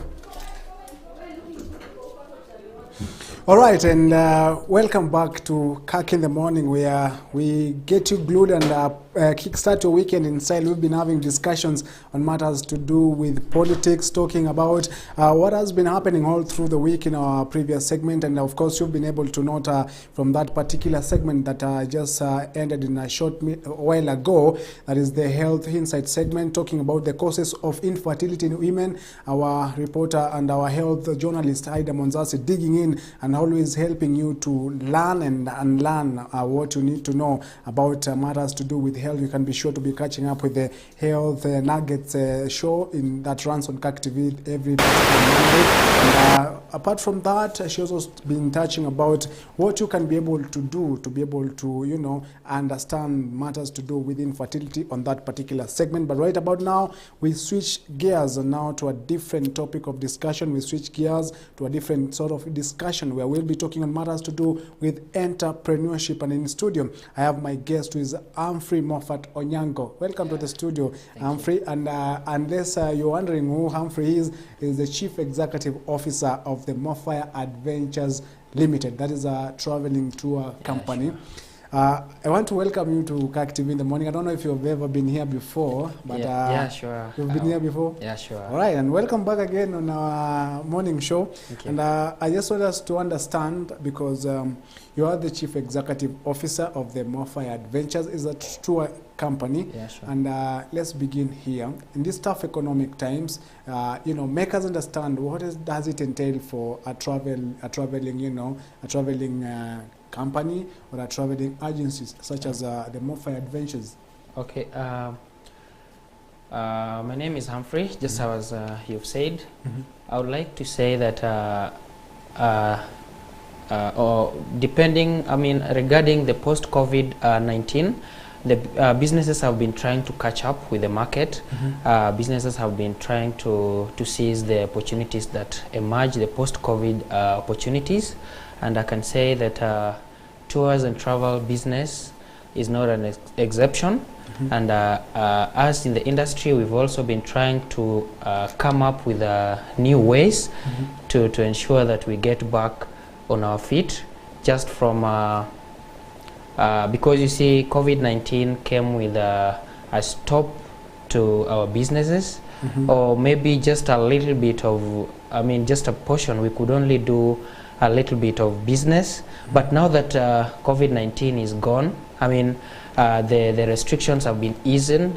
We've gotten an opportunity to at least try to expand our wings and get back to business. And of course, we've talked about it being a challenge when COVID hit, because there were so many restrictions on traveling, and you depend on traveling and tourism. Yeah. And that is a big factor in what you ventured in. Yeah. But there's someone who perhaps would be asking, for such a tour company, we always see, posters and maybe flyers saying, 2 people to Zanzibar, 2 people to Samburu, Masai Mara. But people wonder, what does it take for a day-to-day activities of a traveling agency, in that you have to come up with this particular plan? Yeah. Or rather, you can see sometimes going to Zanzibar, maybe you've put out 20,000 shillings for 2 people. But when someone sits down and says, going to Zanzibar could be expensive, why are these people putting in 20,000 only? So how do you come up with such, for a person who would be watching and wondering how we make tailor the plans? packages? Yes. All right. Depending on the destination a client chooses, we usually customize the packages depending on the tastes and preferences of a particular customer. For instance, a given customer would give us would request for a quotation and specify certain activities in the trip. For instance, you just mentioned Zanzibar. In the case of Zanzibar, you'd get that maybe we have a flying package to Zanzibar at about 70,000 or 75,000 per person, sharing what you called 2 people. In this case, we customize the packages. For instance, we know very well that the flights would cost this much, okay, and we also have transfers to the airport and from the airport to and fro, and then when we bring, and also we have the hotel costs, okay, the accommodation. It could be bed and breakfast, half board or full board, or even all inclusive, depending on what the customer specified, okay. Now with all these factors brought together, we now customize. We know very well that the total cost for this particular trip would be like maybe 100,000, okay, if we include everything, okay, in the costs. Now we divide it by the number of people traveling, okay. If you said you're 2 people, perhaps that's just a couple, or maybe with a kid. What the specifics of your package, what you really needed in your package. So that is what actually makes us come up with a given package. Just the last example in this case, if a client, for example, wants to go to Diani, we know the flight to Diani maybe, okay, we bring it together. That is easy to understand, okay. You know, the Zanzibar one varies, okay, but the Diani one, you could get a flight to Diani something like as low as 7,000. Now, to and fro per person will be 14,000, okay. Now, in the end, we also know the hotel will cost this much. Then now we bring the costs together and divide by the number of people traveling and the number of nights needed at the hotel. All these factors are brought together so that we determine or customize a package for a given client. And just looking at some of these trips, as an individual, yeah, they are quite expensive. Yeah, sure. But when you use a traveling agency, perhaps is that yes, you know, yes, cutted cost in terms of maybe what you would spend and provision of transport and all that with the standard market. Is it that you partner with different hotels, or rather, how do you come up? Because if at all you charge the same as how I would go as an individual, then I would rather go myself. But at the end of the day, you try and look, if I go alone, it's very expensive. But if I use these guys, or rather these people and this agency, they will help me cut on cost. How do you manage, to make profit at the same time, giving that offer to your customers, to the clients? I would answer you in a very simple manner, all right? Because you see, we are all we are in a tourism industry, okay, and we partner with hotels, we partner with resorts, restaurants, and various destinations, adventure destinations, maybe zip lining, various destinations offering different adventure activities, okay? Now we partner with these people. The moment they realize that Mofire Adventures Limited is asking for a package for this number of clients, their rates, I mean, the rates between us and the rates they give us will be different, okay? Now, from the discounts that we are given, you know, the reason why they give us that discount is because we're able to pull a crowd, okay, and that is business to them. You know, if you go individually, it would be different when we go with 50 people or 40 people. So it's a business to them when we take them clients, and that is why we are discounted. Now, from the discount that we are given, we share the discount with the client. Yes, all right. Yes. So that is actually what makes our prices or tour agencies' prices a little bit less than what the client would actually be given. And just as I want to get a glimpse of, you know, you've put it out in a short period of time, everything that happens in a travel agency, another company. But there's the biggest challenge. I just want to know, what is the biggest challenge that has been, you know, operating and running a travel agency? Because I believe the challenge that you face could be the same challenge that duplicates in other agencies. Right. So because we also have a limited time, and I don't want us to, you know, cut it short as we conclude. The challenges that we have as a tour agency, if you say for the COVID-19 challenges, you know, COVID-19 came with, you know, more challenges, okay? But if you save for, I mean, if you put it aside, the general challenges in our business is, for instance, not, okay, depending on what you provide as a tour agency, that will now make, that will determine your customer base, okay, your client base. But then the challenges, the common challenges are the increased, I mean, the tough economic environments, okay, that usually makes sometimes our packages maybe could a little, I mean, packages continue going up because, for instance, if the client maybe wants a package to a given destination, and with the current, you know, current economy, you know, the current economy, the rates are likely to you know, to go up. Another thing, another challenge is, as a tour agency, sometimes we may not have to, okay, we partner with the travel providers, okay, the vehicle providers, okay, because sometimes the ones we have are cannot serve the entire clientele, okay. Maneuvering, I mean, having to come to terms with all these parties, all these logistics sometimes may be a challenge. Yeah. Otherwise, if you meet the client's needs, there would be no much challenges because the clients keep referring each other. I mean, they keep coming as long as you're able to meet their needs, their preferences. And because you've put it out, I just want to, you know, as you also conclude this particular segment, because you've put out and outlined so many in just 10 minutes. As we conclude, someone would be wanting, you know, to perhaps venture into the business of the travel agency. You've been there, you know, and you've done it, and you've seen the challenges and the advantages. Just looking at the camera as you finalize this particular segment, what would be your advice to any entrepreneur seeking to, you know, to get into this particular business? My advice to someone who wants to try or to start a tour agency is, first of all, how you relate with people is very important because you must know how to talk to customers first. Otherwise, I mean, no one would be willing to travel with your company. Two, you don't, it's not like you need a lot of money to start one. We have a lot of success stories. A lot of success stories. Those who even started with zero, I mean, just because they had that number, you know, I mean, they had those friends who were able to travel with them at the beginning.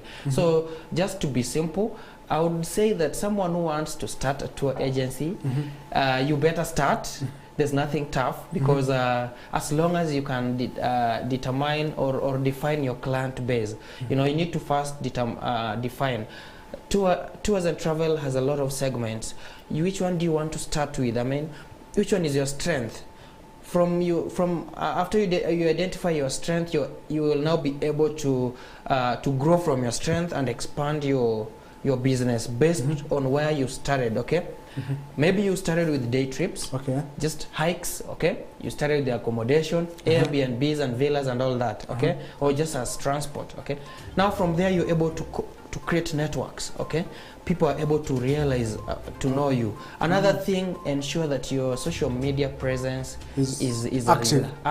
Right. Like because you realize that 90%, if 90% of your clients are on social media, and they pay your trip even without necessarily having to come to your office, okay?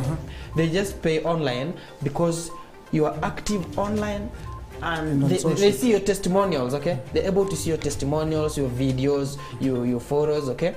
Now from there, they're able to judge, okay? And book with you. So your social media presence is very key. Yes. And that is where we wind up because you've put out everything. I don't know if you are very aware that time is also far much running, so you try to consolidate everything all together. Thank you so much for making time, for coming this particular show this particular morning, and I'll sure be catching up with you again on another episode, of course, talking on a different dimension in regards to the travel agencies. Humphrey Moffat Onyango is the Chief Executive Officer of Mofire Adventures Limited. Thank you so much for making time. And we are taking a very short break, and right about after this break, we'll be switching gears to matters to do with entertainment. And in the next segment is what has been trending on the webs. All right.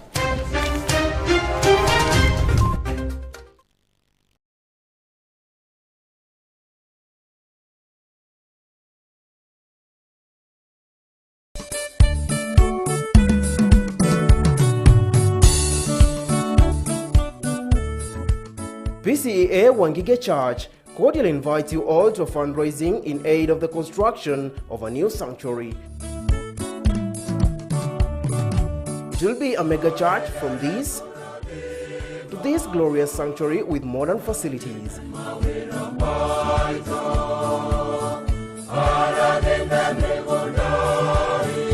The fundraising ceremony will be held on 10th of April 2022 from 10 a.m. at PCEA Wangige Church. Send in your contribution via paybill number 400-222, 400-222, account number 1069725, hash followed by your name. Acts chapter 20 verse 35. In everything I did, I showed you that this kind of hard work you must help the weak. Remembering the word of the Lord Jesus said himself, it is more blessed to give than to receive. For more information, call 0751 516677.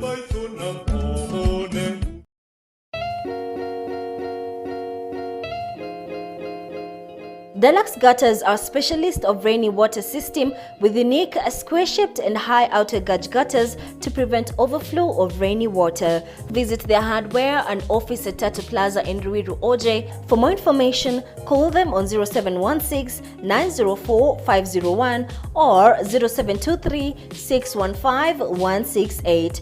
Email them info@deluxegutters.co.ke. Visit their social media pages on Facebook and Instagram at Deluxe Gutters Limited.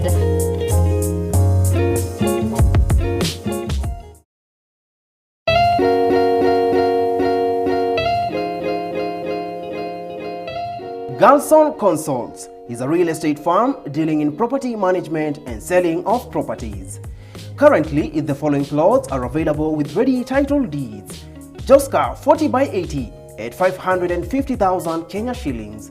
Makuyu Mananja 50 by 100 at 300,000 Kenya shillings. Mala KBC 50 by 100 at 1 million Kenya shillings. Koma Hill 50 by 100 at 1 million Kenya shillings. Kajiado County Isinya 50 by 100 at 800,000 Kenya shillings. The available plots are ready title deeds. For more details, reach us on 0722-808-455, 0722-808-455.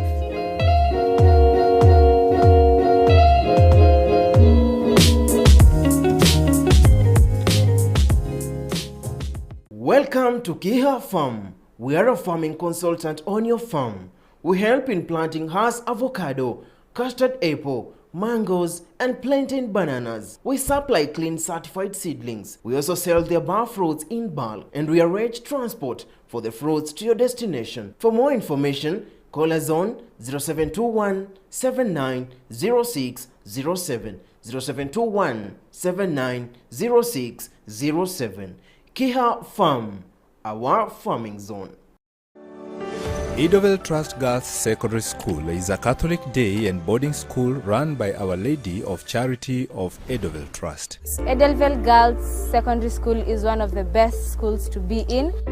Our school has all kinds of girls. We are able to have girls from all parts of this country, and when they are with us, you wouldn't realize that they belong to which part of tribe or denomination.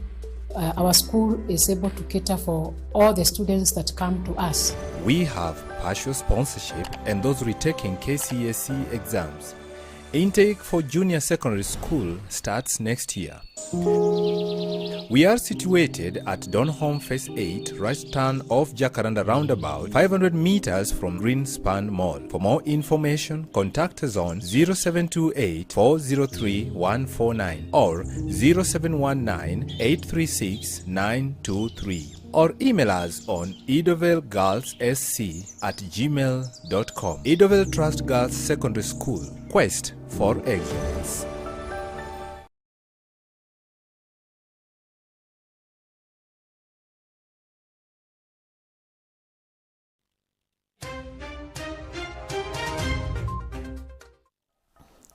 A very good morning to you. How are you doing? I hope you are doing well. Thank you so much for tuning into Kirk in the Morning and staying this far. Indeed, it has been an interesting program till this far. When you see me, you know that this is the segment trending on the web, and we get to give you what has been trending from Monday till today. We have a look at that, and without further ado, let's dive right into it. We start off with a very, very sad story of baby David. Hashtag has been going on in social media, especially on Twitter and Facebook and Instagram as well, with the hashtag Justice for Baby David. If you've not heard about this, just a little background. Baby David, or baby David's mother, Maureen Njoki, left for Saudi Arabia and trusted her kid's former teacher, who also became a friend, because, you know, she kept sharing her problem and what she was going through, and thought, this is a friend whom I can entrust my kids to. And she left her two kids, went to Saudi Arabia for greener pastures, and she used to pay the friend, who is Phyllis, 13,000 Kenya shillings every month because she demanded for it. Now, Phyllis Njeri apparently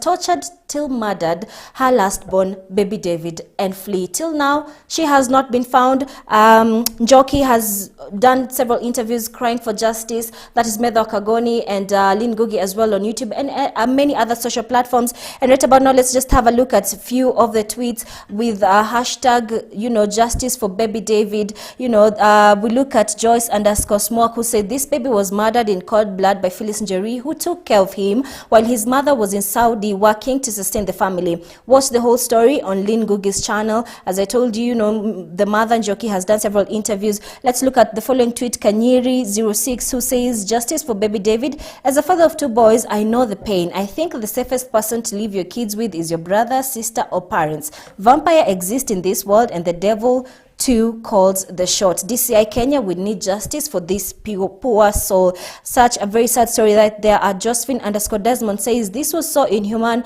How on earth could someone do such a despicable act? As a mother, it really pains to the root core. Let justice prevail. And the last tweet that we have a look at today with hashtag Justice for Baby David is at Mercy, who says, this woman is wanted for killing a child. We've ensured that the tweets we've taken, the photos are there, you know, so that in case you see her, kindly contact the police officers. And I think it's about time that DCI comments and tells us what is happening, because we are crying out hashtag Justice for Baby David. That aside, let's talk about what has been on the buzz. And you know what that is. If you don't know, you're going to find out very soon. Young, famous, and African. I mean, wow. Wow is what comes to my mind when I watch this. This is a reality TV show that has caused stars on the social media pages for many, many reasons. And I must say that it is indeed a refreshing production for the African audience. The producer says it is not scripted, so what we saw is real and raw. And I must say, they did well. The production, A1, the quality, A1, everything. For the first time, I can say that an African production was liked not only by the African audience, but the international audience as well. And if you haven't watched this, I won't give you spoilers. I'll just touch on the cast who are there. Of course, the cast consists of young African superstars. This includes South African actress and media personality Kanye Mbao, Nigerian actress and entrepreneur Annie Makoli Idiba, who has been on the wrong side of the social media pages. We're going to look at a few of the tweets. Celebrated South African DJ Quinton Masina, aka DJ Naked, South African and Zimbabwean rapper as well, Nadia Nakai, Nigerian super stylist Jeremiah Ogbodo Swanky Jerry, aka, and Tanzanians Nasib Abdul Diamond, and the baby mama who was also the former partner Zarina Hassan, aka Boss Lady. Just let's have a look at a few of the tweets on this show, Young, African and Famous. What is wrong with me? Why am I watching Young, Famous and African? I am also enjoying it. That is Hataima A. Indeed, I told you guys that this is a very nice production for the African audience. At JJJJ128 says, watching Annie in Young, Famous and African is painful. She has been hurt. It is painful. God bless her. I won't touch a lot on Annie because in case you haven't watched it, I wouldn't want to give you any spoilers. At Buttoned the Brat says, Zari at her train event on Young, Famous and African, and therefore there, which says, why is no one having a good time? I specifically requested it. If you watch the program, you know that the train scene cost a lot of drama. Anyway, Lydia Ambayo says, everyone on Young, Famous and African is living the luxury lifestyle that I aspire to be. And I like this because for once it shows African and the luxury that is there. You know, for long we've only had and seen photos of kids who are hungry, kids who are dying, which is there, but we also have this good side, this good life, this luxury and these good cars, and that is all we get in this episode. If you've not watched it, go have a look. Anyway, let's get to discuss. So next is very good news for you who is a Safaricom user, especially if you use the M-Pesa services. Now, the National Treasury has said that it will soon make proposals to cut M-Pesa charges on the back of increased debate over the pricing of the service. Treasury Cabinet Secretary Ukur Yatani has said in a presentation before the Senate, without giving details, he just said that the ministry will soon propose or make proposals to address the issue of the high charges when you're doing an M-Pesa transaction. Earlier on, before we also saw the CBK Governor Patrick Njoroge earlier this month, there about date 15th, who said that, you know, the charges are exuberant and they're going to do something. They're going to listen to the concerns of the consumers. And for a very long time on Twitter, people have been going crazy about M-Pesa charges, asking them to be reduced. Nothing has been done so far.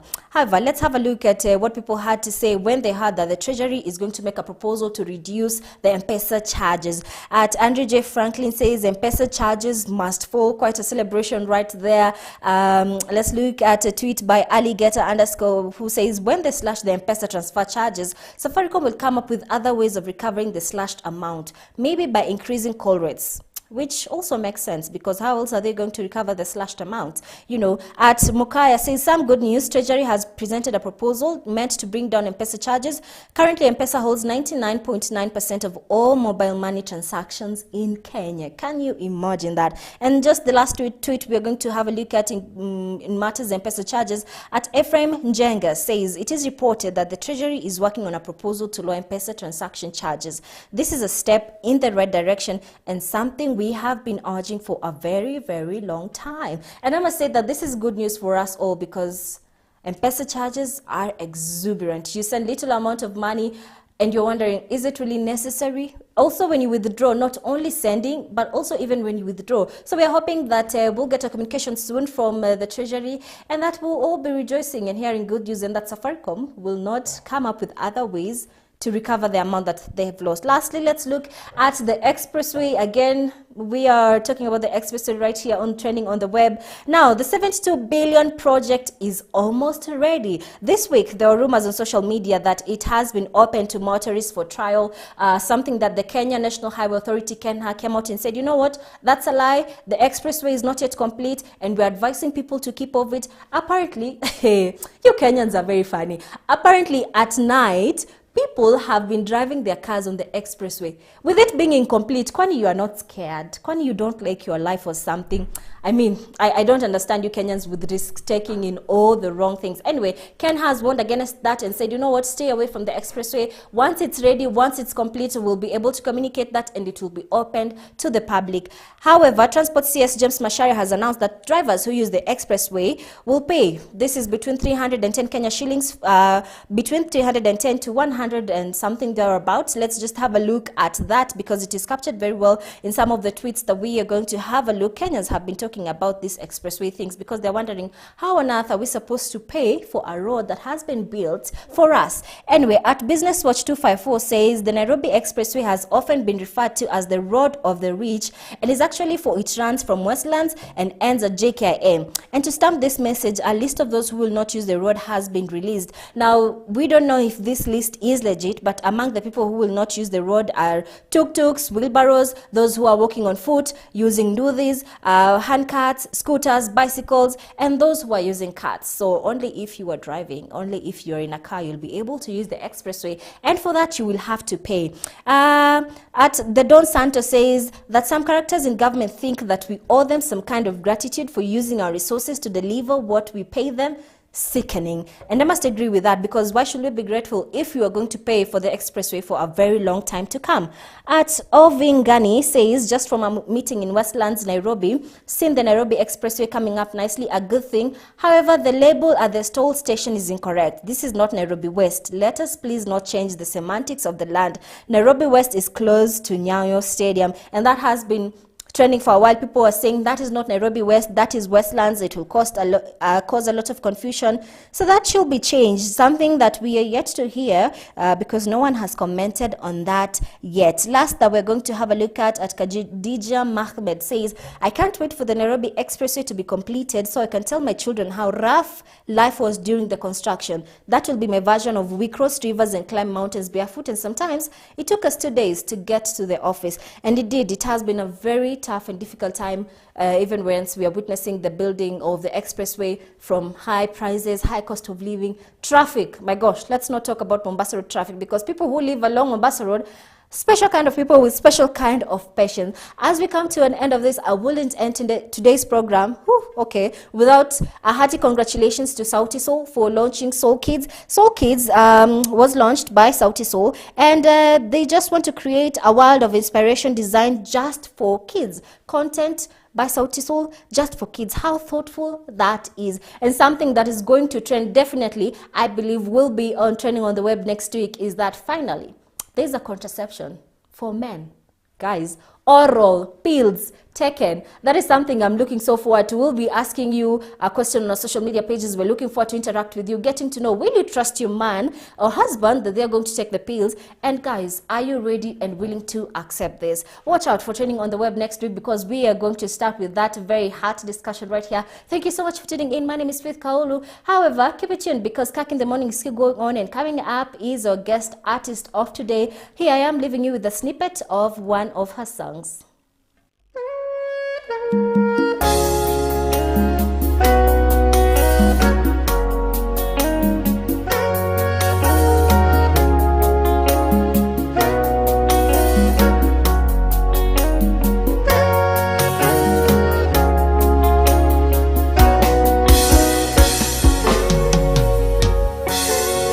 Damu ya Yesu ina nguvu sana, nasema damu ya Yesu ina nguvu sana, inayonena zaidi ya damu ya bebi, inayonena zaidi ya damu ya bebi. Damu hii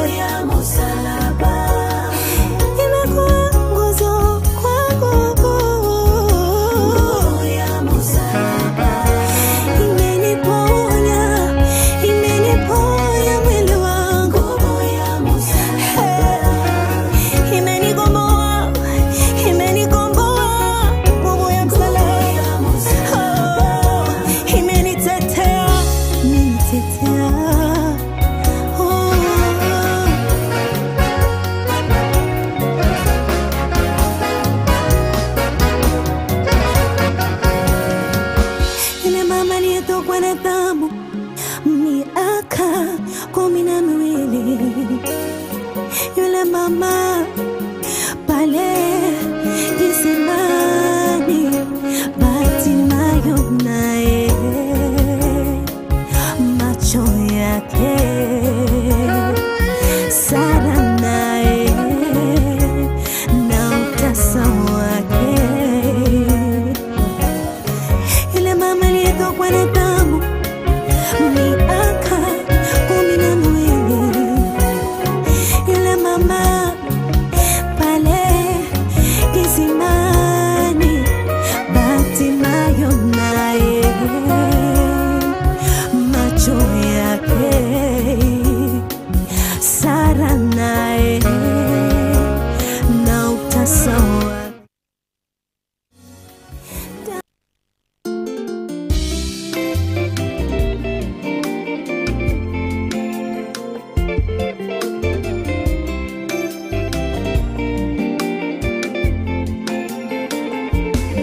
Njia za Mungu sio kama njia zetu. Mawazo ya Mungu sio kama mawazo yetu. Ilivyotenganishwa ardhi na mbingu, ndivyo mawazo yetu na yake. Ilivyotenganishwa ardhi na mbingu, ndivyo mawazo yetu na yake. Litokalo kinywani mwake haliwezi kurudi bure. Litokalo kinywani mwake lazima litimie.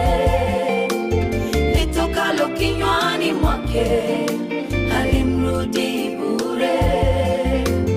Litokalo kinywani mwake lazima litimie.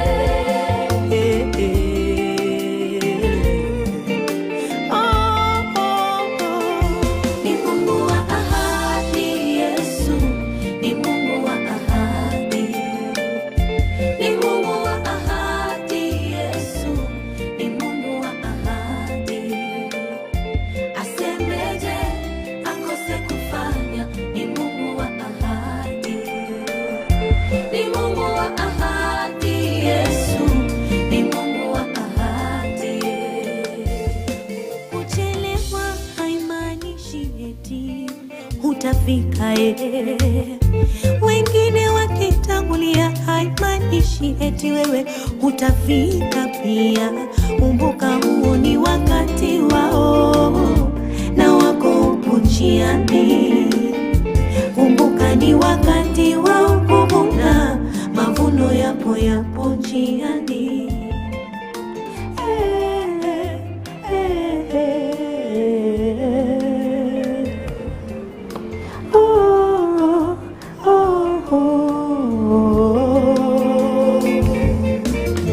Litokalo kinywani mwake haliwezi kurudi bure.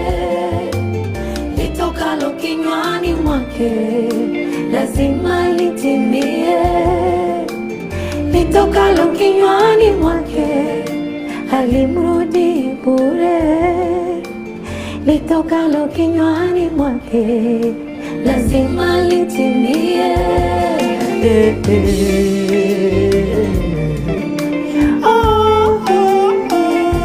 Ni Mungu wa ahadi, Yesu ni Mungu wa ahadi. Ni Mungu wa ahadi, Yesu ni Mungu wa ahadi. Asemeje akose kufanya, ni Mungu wa ahadi. Yeye hawezi kuchelewa, kumbuka ni Mungu wa ahadi. Alright, and in case you're wondering where those vocals are coming from, I have Bahati studio. Thank you so much for making time and karibu sana huku kwetu. It's such an honor to be here. And first of all, to begin with, that song is a very great song. Amen. And it's your new song, right? Yes, it is. I don't know what was going through your mind when you're coming up with such a song, because it's a powerful song. You know, I've listened to it like almost 5 times, and if you can feel the lyrics are heavy, it's a touchy song, speaking in volume. tell us about your new song that is Mungu Ahadi.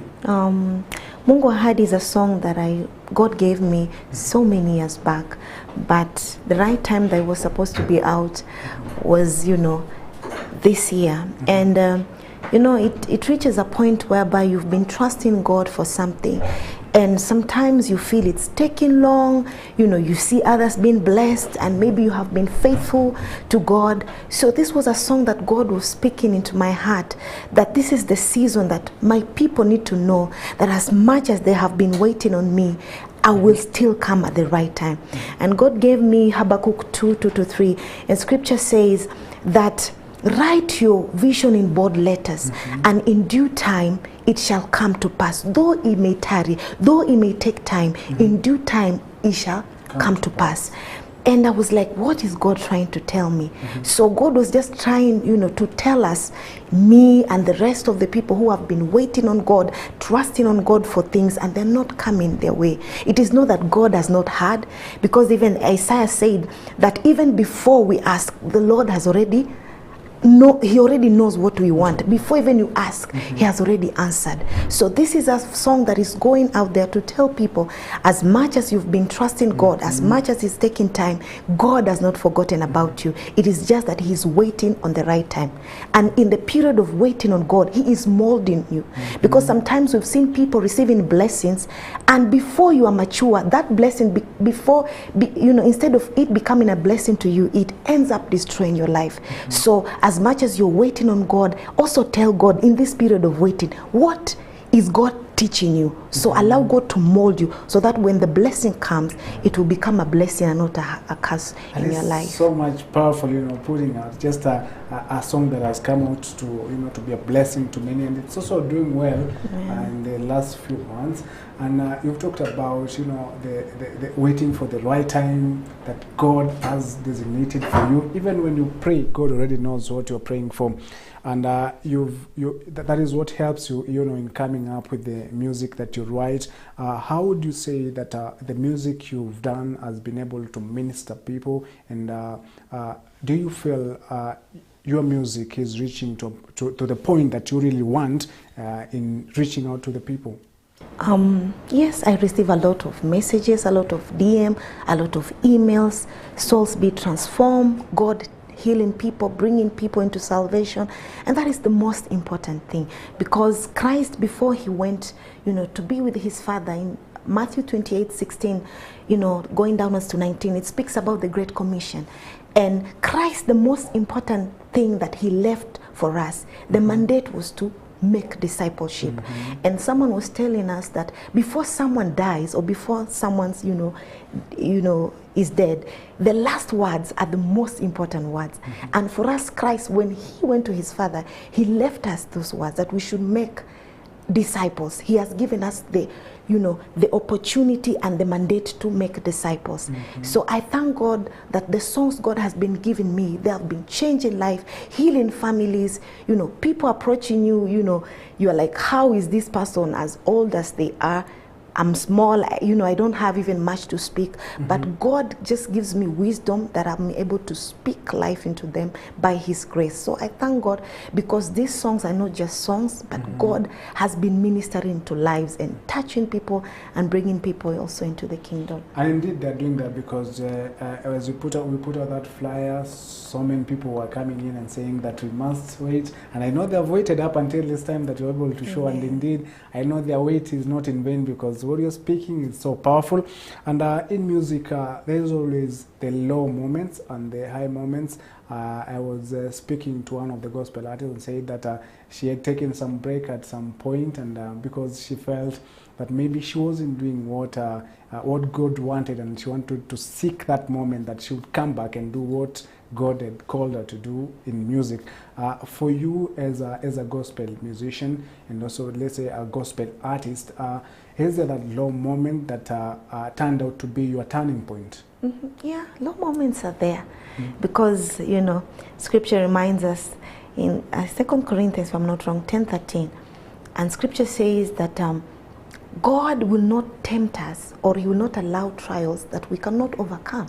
So that definitely says that in one point of your life, you'll always have trials. You'll always have your low moments. Look at Christ at the Garden of Gethsemane. That was the time he was about to face the cross. And he was like, this cup is so heavy for me. So he broke down. But he realized that even if I break down, I'm not going to turn back. And that's why he said, if it was my will, I wouldn't have, I would have prayed for this cup to, to be taken away. But not my will to be done, but your will to be done. So trials and low moments are always there, whether you were born again or not, especially when you're born again, because the devil is not interested with his own, because we know his work. John 10:10, his work is to kill, steal and to destroy. But now, as a believer, the devil will always fight you so that you turn back to him. But the good thing is that as much as you've been been fought, as much as you go through temptation, the temptation you're going through, it is equal to your task, or is equal to your power to be able to overcome. So God is not that unfair to try you or to give you trials that you will not overcome. So yes, I've had trials. Back in 2017, December, I was diagnosed with chronic pneumonia. I did not know. I just woke up one morning, I was vomiting clots of blood. Blood was oozing from my nostrils, from my ears. And when I was going to, if I got a short call, I could see blood. So when I was admitted at the ICU, the doctor looked at me. You can tell when the doctor knows that you're not going to make it. And, I was given 9 drips because I was bleeding. I was so, I couldn't take tablets because they were not working so fast. So they put me 9 medicated drips. And when I was there, people used to come, my pastor, people from our church, they used to come and pray with me. And when I was lying in that bed, I was telling God, I am not going. I have not served you enough. Yes, the doctor has, he did not speak, but I could see from his face that you are not going to make it. But on my bed, I was like, God, I am not yet. I've not even started serving you. And God, if you give me a second chance, I will go out there and declare that you are a healer, and declare that you open doors. I will declare to your people whatever you have allowed me to go through. And pole too, God started healing me. I started improving. And lastly, I was discharged. And I remember this word I will not forget. The doctor told us that God you are serving, may you continue serving that God. That is so much powerful, and we thank God because He has been able to put you out up until this time, and you are doing what He has called you to do, serving. And talking about that is also a good point to also introduce that song that many people came in reference with, of Umenifa. Yeah. And it's one of the big songs that you can say you ever did. I don't know if my director has that song. We can play it a little bit at least to give us a taste of Umenifa, because indeed, Amekufa. Yes, true. Take it out.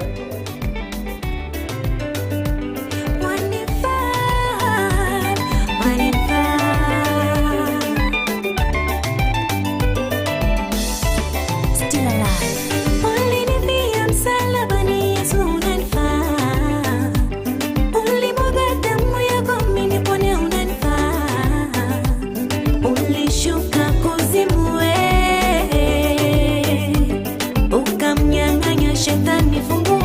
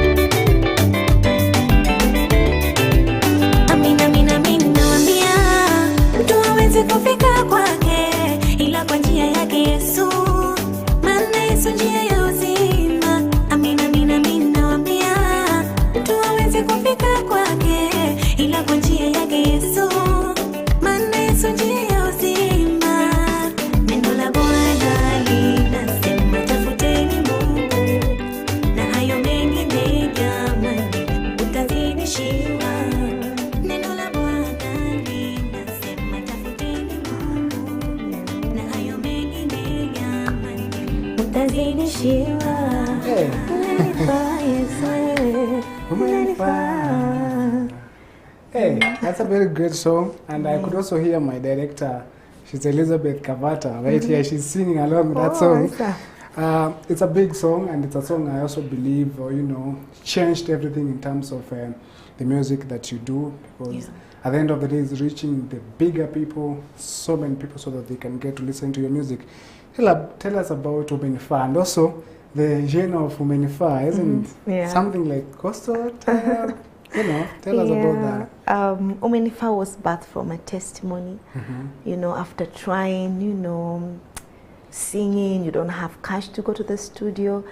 So I used to do backup most of the time. You hear someone come and just back up for me, maybe the chorus, ad-lipping and all that. So I had tried. I didn't have a job by then. I had just cleared campus. Life was tough. I mean, it was not easy. But I remember one day when I got home, I was fed up because I had tried everything. Nothing was working for me.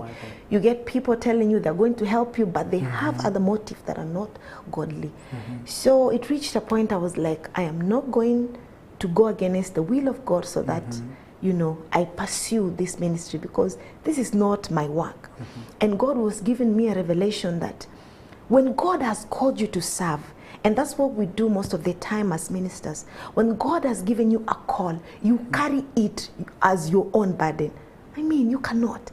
That's why you get frustrated, you get, you start blaming God, you start being angry at God, you start being angry at people because you feel they're not supporting you. Why? The reason is because we carry the work of God as our own. It is not. I cannot come, maybe I work in another TV station and I come to claim my salary here. I mean, I'll be chased out. So I have to go back to my employer and I'm like, I've been working for you, you are the one to pay me. So the problem is that we carry the ministry like it's our own, and it's not. So I remember that time I got home, I was frustrated, I was sad. So when my sister came, she realized I was not happy, I was sad. So she asked me, what is the problem? I was like, me singing, I'm not doing this anymore. I've done my all and it's enough. Yes. So she told me, go and read Matthew 6:25 all the way to 33. And when I was just reading the word of God, scripture says that do not worry about what you will eat, about what you will dress, about what you will feed. Isn't life more important than all this? Look at the lilies. Even Solomon in his glory cannot be compared with the glory that God puts on the lily. But seek ye first the kingdom of God and his righteousness, and all the rest shall be added. So I realized I've been seeking the rest without focusing on the source. So that's when my mind changed and my mind was renewed. And I started now focusing on God. I even forgot about recording. I went back just backing up in church, singing praise and worship. And how God came through in my life through my ministry, I cannot understand. And that's when he gave me that song, Umenifa, in 2016. Yes. And it's a very big song up until today, because I would see the comments. I was just going through the comments on the fly and they were like, Umenifa, Umenifa. Even when I mentioned to one of the producers that we work together, and I told them that I'll be having Hiv Bahati, and then they were like, Umenifa. So like that is your identity, which is a very good thing, because it signifies that the song has reached so many people and have been able to see and get the message there, because Umenifa is just a straightforward message. And indeed it's what also happened to you, because you thank God you are now well and okay. And people now watching you right now, they are looking at Hiv Bahati with a new song, Mungu wa Ahadi, and also asking themselves, what are we expecting from Hiv Bahati, for the next few months, and what are your plans in terms of music in this particular year, because it's also very young, on the third month. I'm trusting God for more ministry, reaching out to people through preaching the gospel, through music, through worship, through mentorship. And also there's something I'm working on very soon. So just watch out, and I believe God is going to bless you. Yeah. So you've decided to tell us it's just something. Yeah, an something album? is coming. Yes, it's a single, but an album also, a live album recording is coming soon. So let's just put it in prayer, and I know when the right time is. All right, and we're also looking launch out for that, and we hope when you're also launching your album, you launch it here this morning. So we'll be talking until that time when you get the album ready. No problem. Up until that time. And as we also come to the conclusion of this particular segment, there's someone who would be watching you right there, and they are asking where they can find you. You can just give them where they can find you. You know, someone would perhaps be wanting to ask something in regards to their nourishment, and you would put out your social media handles there and where they can find you. And also, you know, someone who is watching you and they perhaps feel they have lost hope, like that is your camera, you can give them a message of hope, as you also give them the social handles where they can also find you if they also need more of that. Yeah, right. You can find me on all social media as Eve Bahati Music, YouTube, Instagram, Facebook, you know, everywhere. It's just Eve Bahati Music. And you who has lost hope, I'm going to leave you with this word, Romans 8 verse 18. And Paul was just saying these words, that he doesn't fear, or he doesn't feel like the suffering that he's going through, it's anything to him compared to the glory that is coming. So yes, he was suffering, but he realized that yes, I'm suffering right now, but it is not compared to the glory that is coming.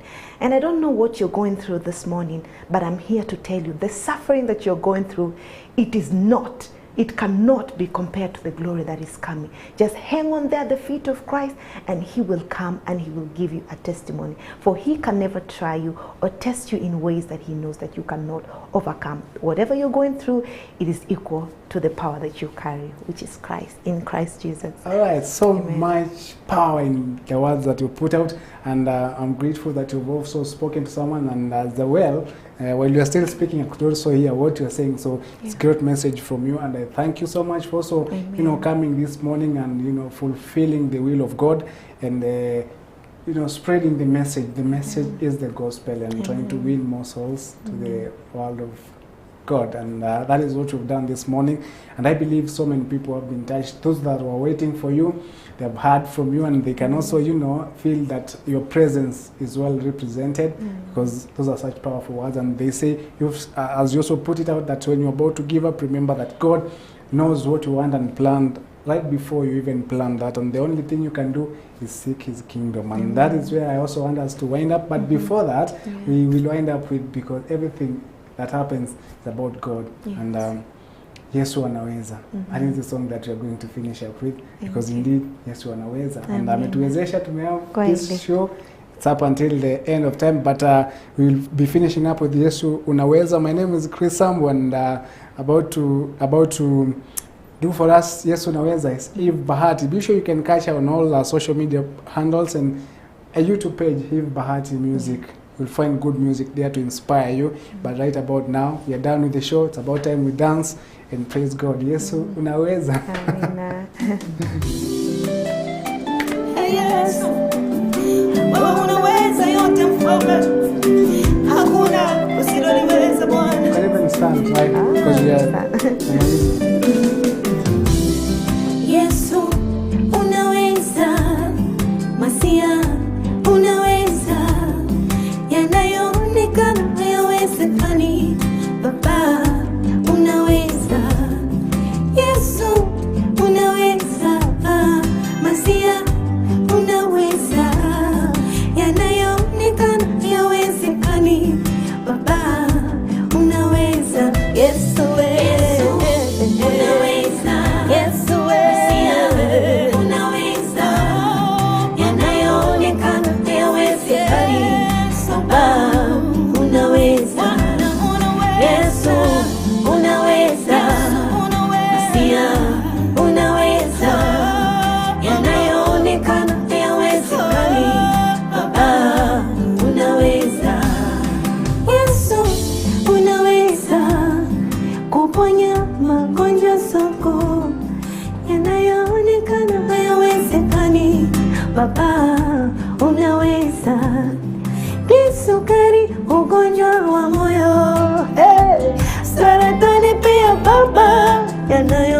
yanayoonekana hayawezekani. Baba unaweza. Bwana uliwakomboa Waisraeli kutoka kwa Farao, yaliyoonekana hawezekani. Baba unaweza. Yesu wewe, Yesu wewe unaweza. Yanayoonekana hayawezekani. Baba unaweza. Yesu wewe unaweza. Masia unaweza. Yanayoonekana hayawezekani.